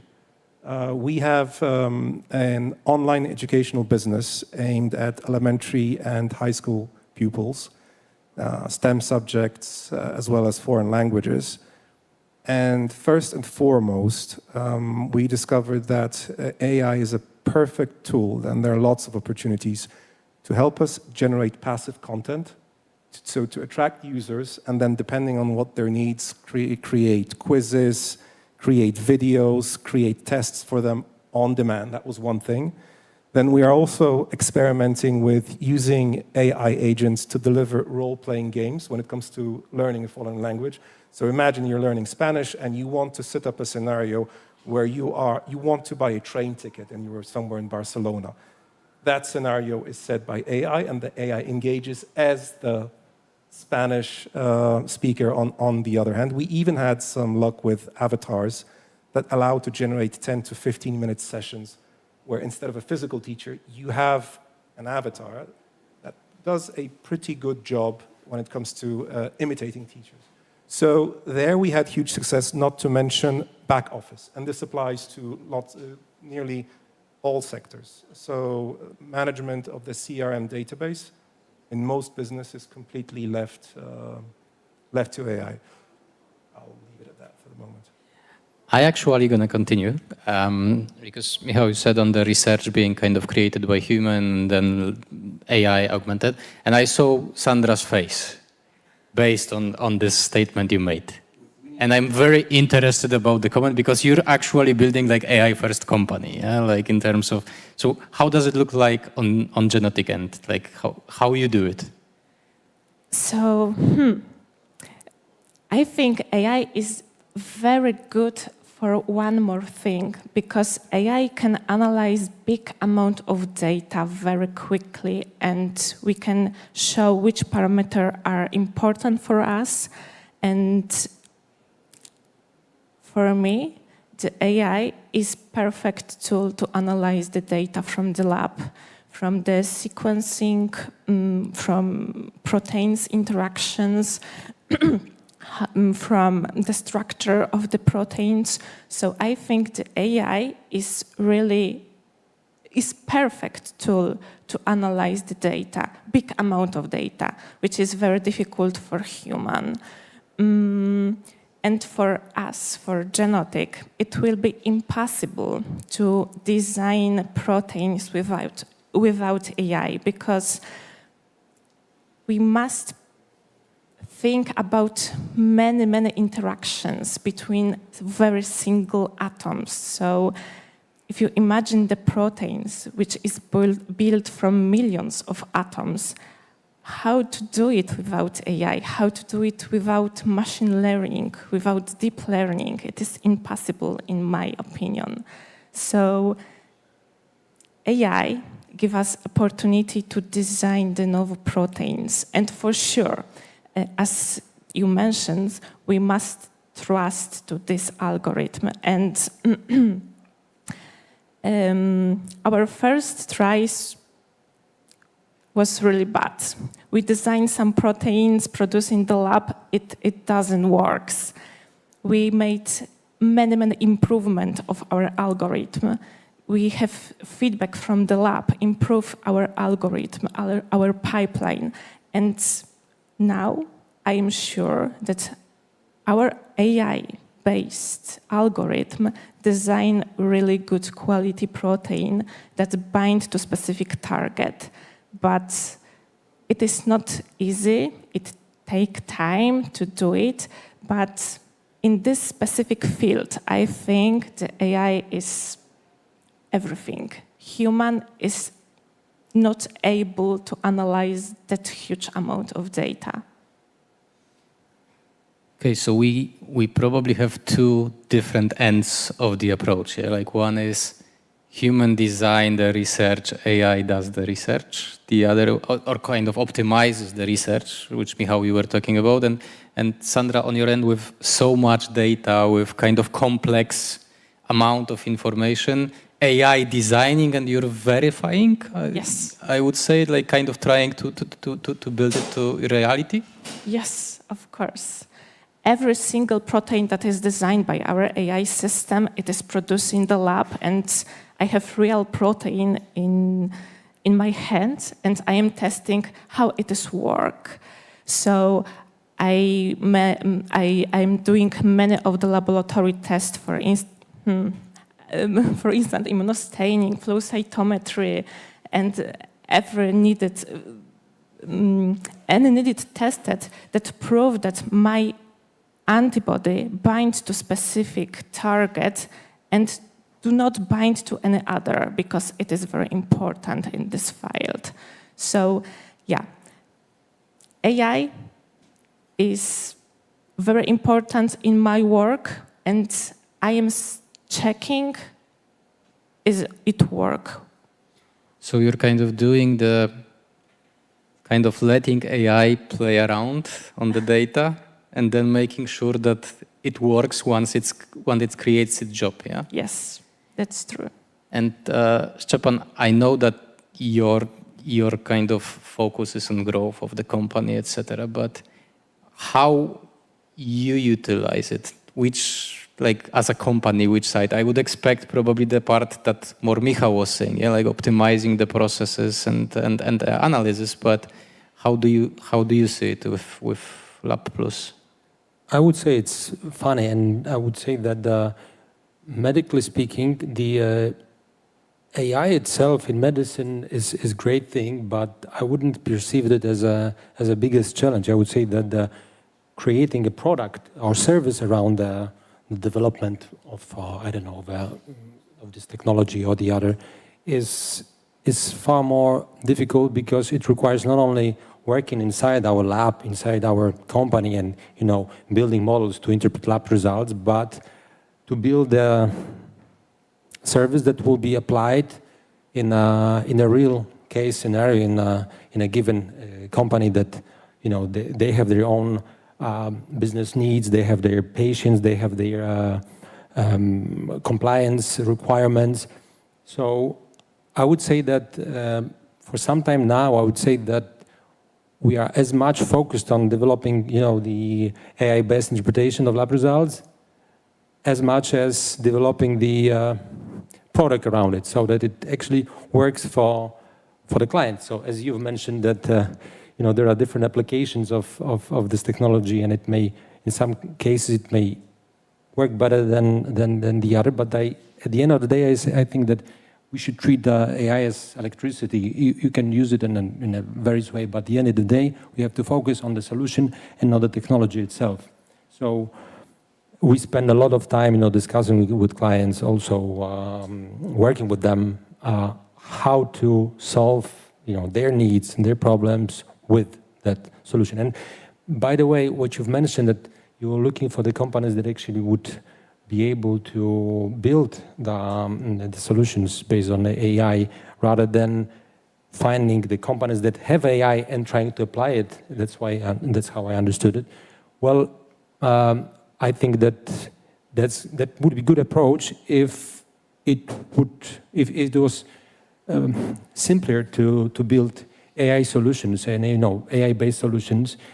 To build it, you need it requires budget, time, people, and honestly speaking, a lot of focus, because even big companies, like we work with big labs with Diagnostica as well, and different ones, and we see that it's such amount of energy that is required, and in a focus, dedication to build the state of the art, because in healthcare there are no shortcuts. You have to have zero tolerance for errors, so you need such a huge focus, and I think it's just also economically not viable to work for solution for yourself and dedicate so much time, effort, money.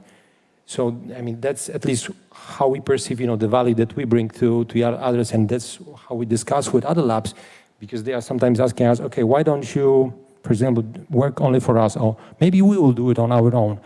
And at the end of the day, we spend 5 years doing what we're doing, what we right now offering to our clients, and we see how difficult it is. So again, I would say that it's a great opportunity, but it's even harder to find an appropriate angle to make to do good with that. I mean, to make use of that technology. And on the other hand, what happened 2 years ago with LLMs, that actually, because AI is for some time now here, but LLMs also changed a lot of, for example, in our business and in businesses that are related. For example, there's a pretty well-known company called Informatica from Wrocław. They are visible now around the globe in probably 100 countries, and we see how, and actually we've talked a lot about it, because they, in some way, they are also interpreting, but not the lab result, but only the symptoms. And they've shared how they were struggling with the new rise of LLMs that actually, potentially can destroy, the business they have. So you have to make use of this time window pretty fast and, and build appropriate product and go deep into the client's needs and his workflow. Otherwise, I think, it's challenging.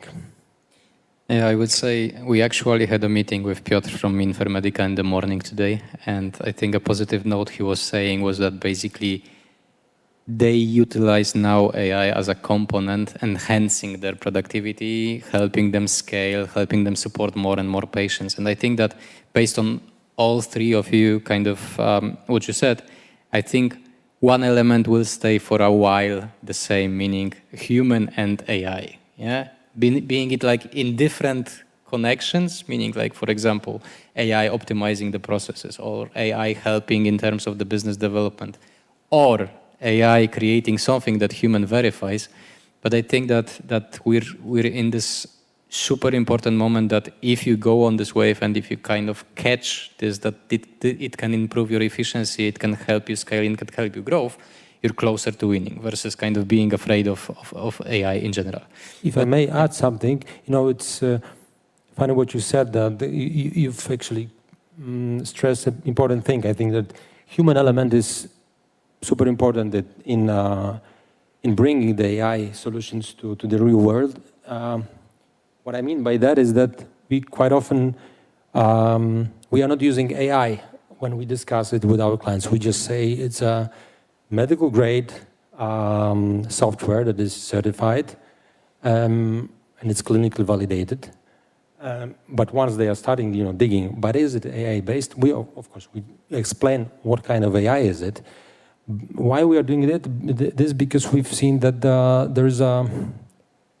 there's some fear about the quality and the safety of those kind of solutions. So the human in the loop, as we say, human in the loop approach is important.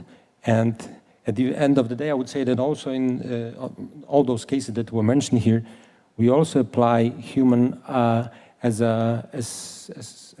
the process of supervising how the algorithms work. So it's without the human in discussing the solutions with the clients, I think it wouldn't be possible to bring it to life. Yeah, I think it was said in like two panels earlier when there were investors and talking that actually AI, for example, in radiology, yeah, it kind of helps to utilize the knowledge that we have and kind of develop the things.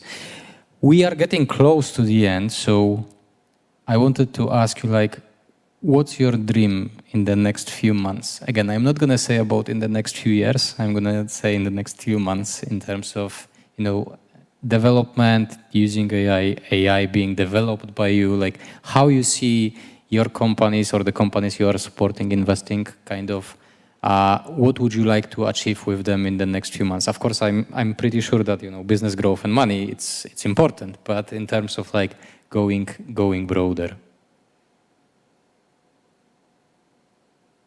Okay, I can begin. So, in few months, my big dream is to go to diagnostic, because we have some cooperation with National Institute of Oncology when we create the panels for diagnostic very rare oncology diseases. And I hope that in few months we can deliver the panels for diagnostic that can fasten the diagnosis of the patients and will be more accurate and more complex, because I think the diagnostic is sometimes even more important. And we need to improve it to give the chance for the treatment So I hope that in few months we deliver very good quality diagnostic tests, diagnostic panels that will be accessible for all of us, because thanks to that we use AI, not the animals, and we have our own laboratory to produce them. We can really lower the price of the diagnostic test. So I think in the near future we will be in that point. So that's an amazing dream, like saving people's lives by doing the tests and saving animals because of not doing the tests on them, yeah? Exactly, we are cruelty-free. Okay, Szczepan? So on the same note, the prevention is everything, I would say. So my dream, but it's probably not going to happen within a couple of months, but would be that everywhere in the world where actually you receive lab results, and it's half of the world basically receive lab results. I mean, people in half of the countries in the world receive lab results to their hands, whereas in the other half of the world, these are the doctors that receive the lab results. And that's how it should be. But unfortunately, the healthcare system is not as good as, for example, in France, or in Belgium, or in Germany, everywhere in the world. So majority of the countries and the patients of those countries receive lab results, and they don't know what to do with them. I mean, they don't know what they mean. So my big dream, our big dream, and our vision is that it will become a standard, like with the radiology, where you receive lab, for example, RTG, and there's also already a description that includes the basic information. What does it mean? So that's our dream, and but in a couple of months, as we mentioned, it's not a dream, it's a process. We'll upgrade our certification from Class 1 medical device to Class 2A, so it will be in decision support system already. So that's my dream to make it faster than by the end of the year, maybe by the end of September. Michał, you have a broader portfolio, so you can have a broader dream as well. But also, in a way, it's a much simpler dream. It's just to accelerate the adoption of AI. We see ourselves as the enabler of change, and it is our belief that a broader adoption of AI will allow to set a level playing field for SMEs versus their bigger competitors. I mean, during this conference, I think defense topics are also discussed. In the defense space, we see low-cost systems being able to take out high capex platforms. So that level of flipping the table around and leveling the playing field can be seen across other industries, and we perceive AI as the enabler. And to your earlier point, I think you laid out the role of a fund, the proper role of a fund vis-a-vis a typical entrepreneurial business. A true partnership requires both sides to add value. And we think it is a very healthy situation if we are able to identify an ambitious and prosperous business with exceptional ideas, and then we come as the party that provides the resources and brings in the know-how to introduce the AI tools. Because I fully agree that an organization on itself will struggle, especially if it did not have sufficient experience in the past. But this is the systemic gap that we have identified. If you go for larger organizations, they typically have some level of know-how, and they certainly have the resources. But you talk to a number of SMEs, even if they have great ideas, they are typically short on resources, and the management bandwidth is also limited, so they have really no time to adopt tier 1 AI solutions. And here, a fund with a portfolio of solutions, this is a situation where a fund with a portfolio of solutions could come and create real value. So my dream is to make that a reality for businesses that would not otherwise think it's possible. Thank you very much, and I think we have a very common dream in many fields. I think that one thing is helping people utilize like AI. Second thing is helping AI help people. And the third thing is, I think that connecting the businesses with the companies and organizations that actually know how to utilize AI. It's one of the things. Even Magda and Darren, when they were talking in a panel earlier, that's also our focus as Google on this side, that we see amazing companies that are doing AI. We see great enterprises that are using AI, but also have like drawbacks in many fields and could be closer. And I think building this connection and building this bond is I think, a dream on our end, I would say. So I wish every one of you to utilize AI as much as possible and kind of to benefit from it as much as possible. Thank you very much. And I think that's the closing.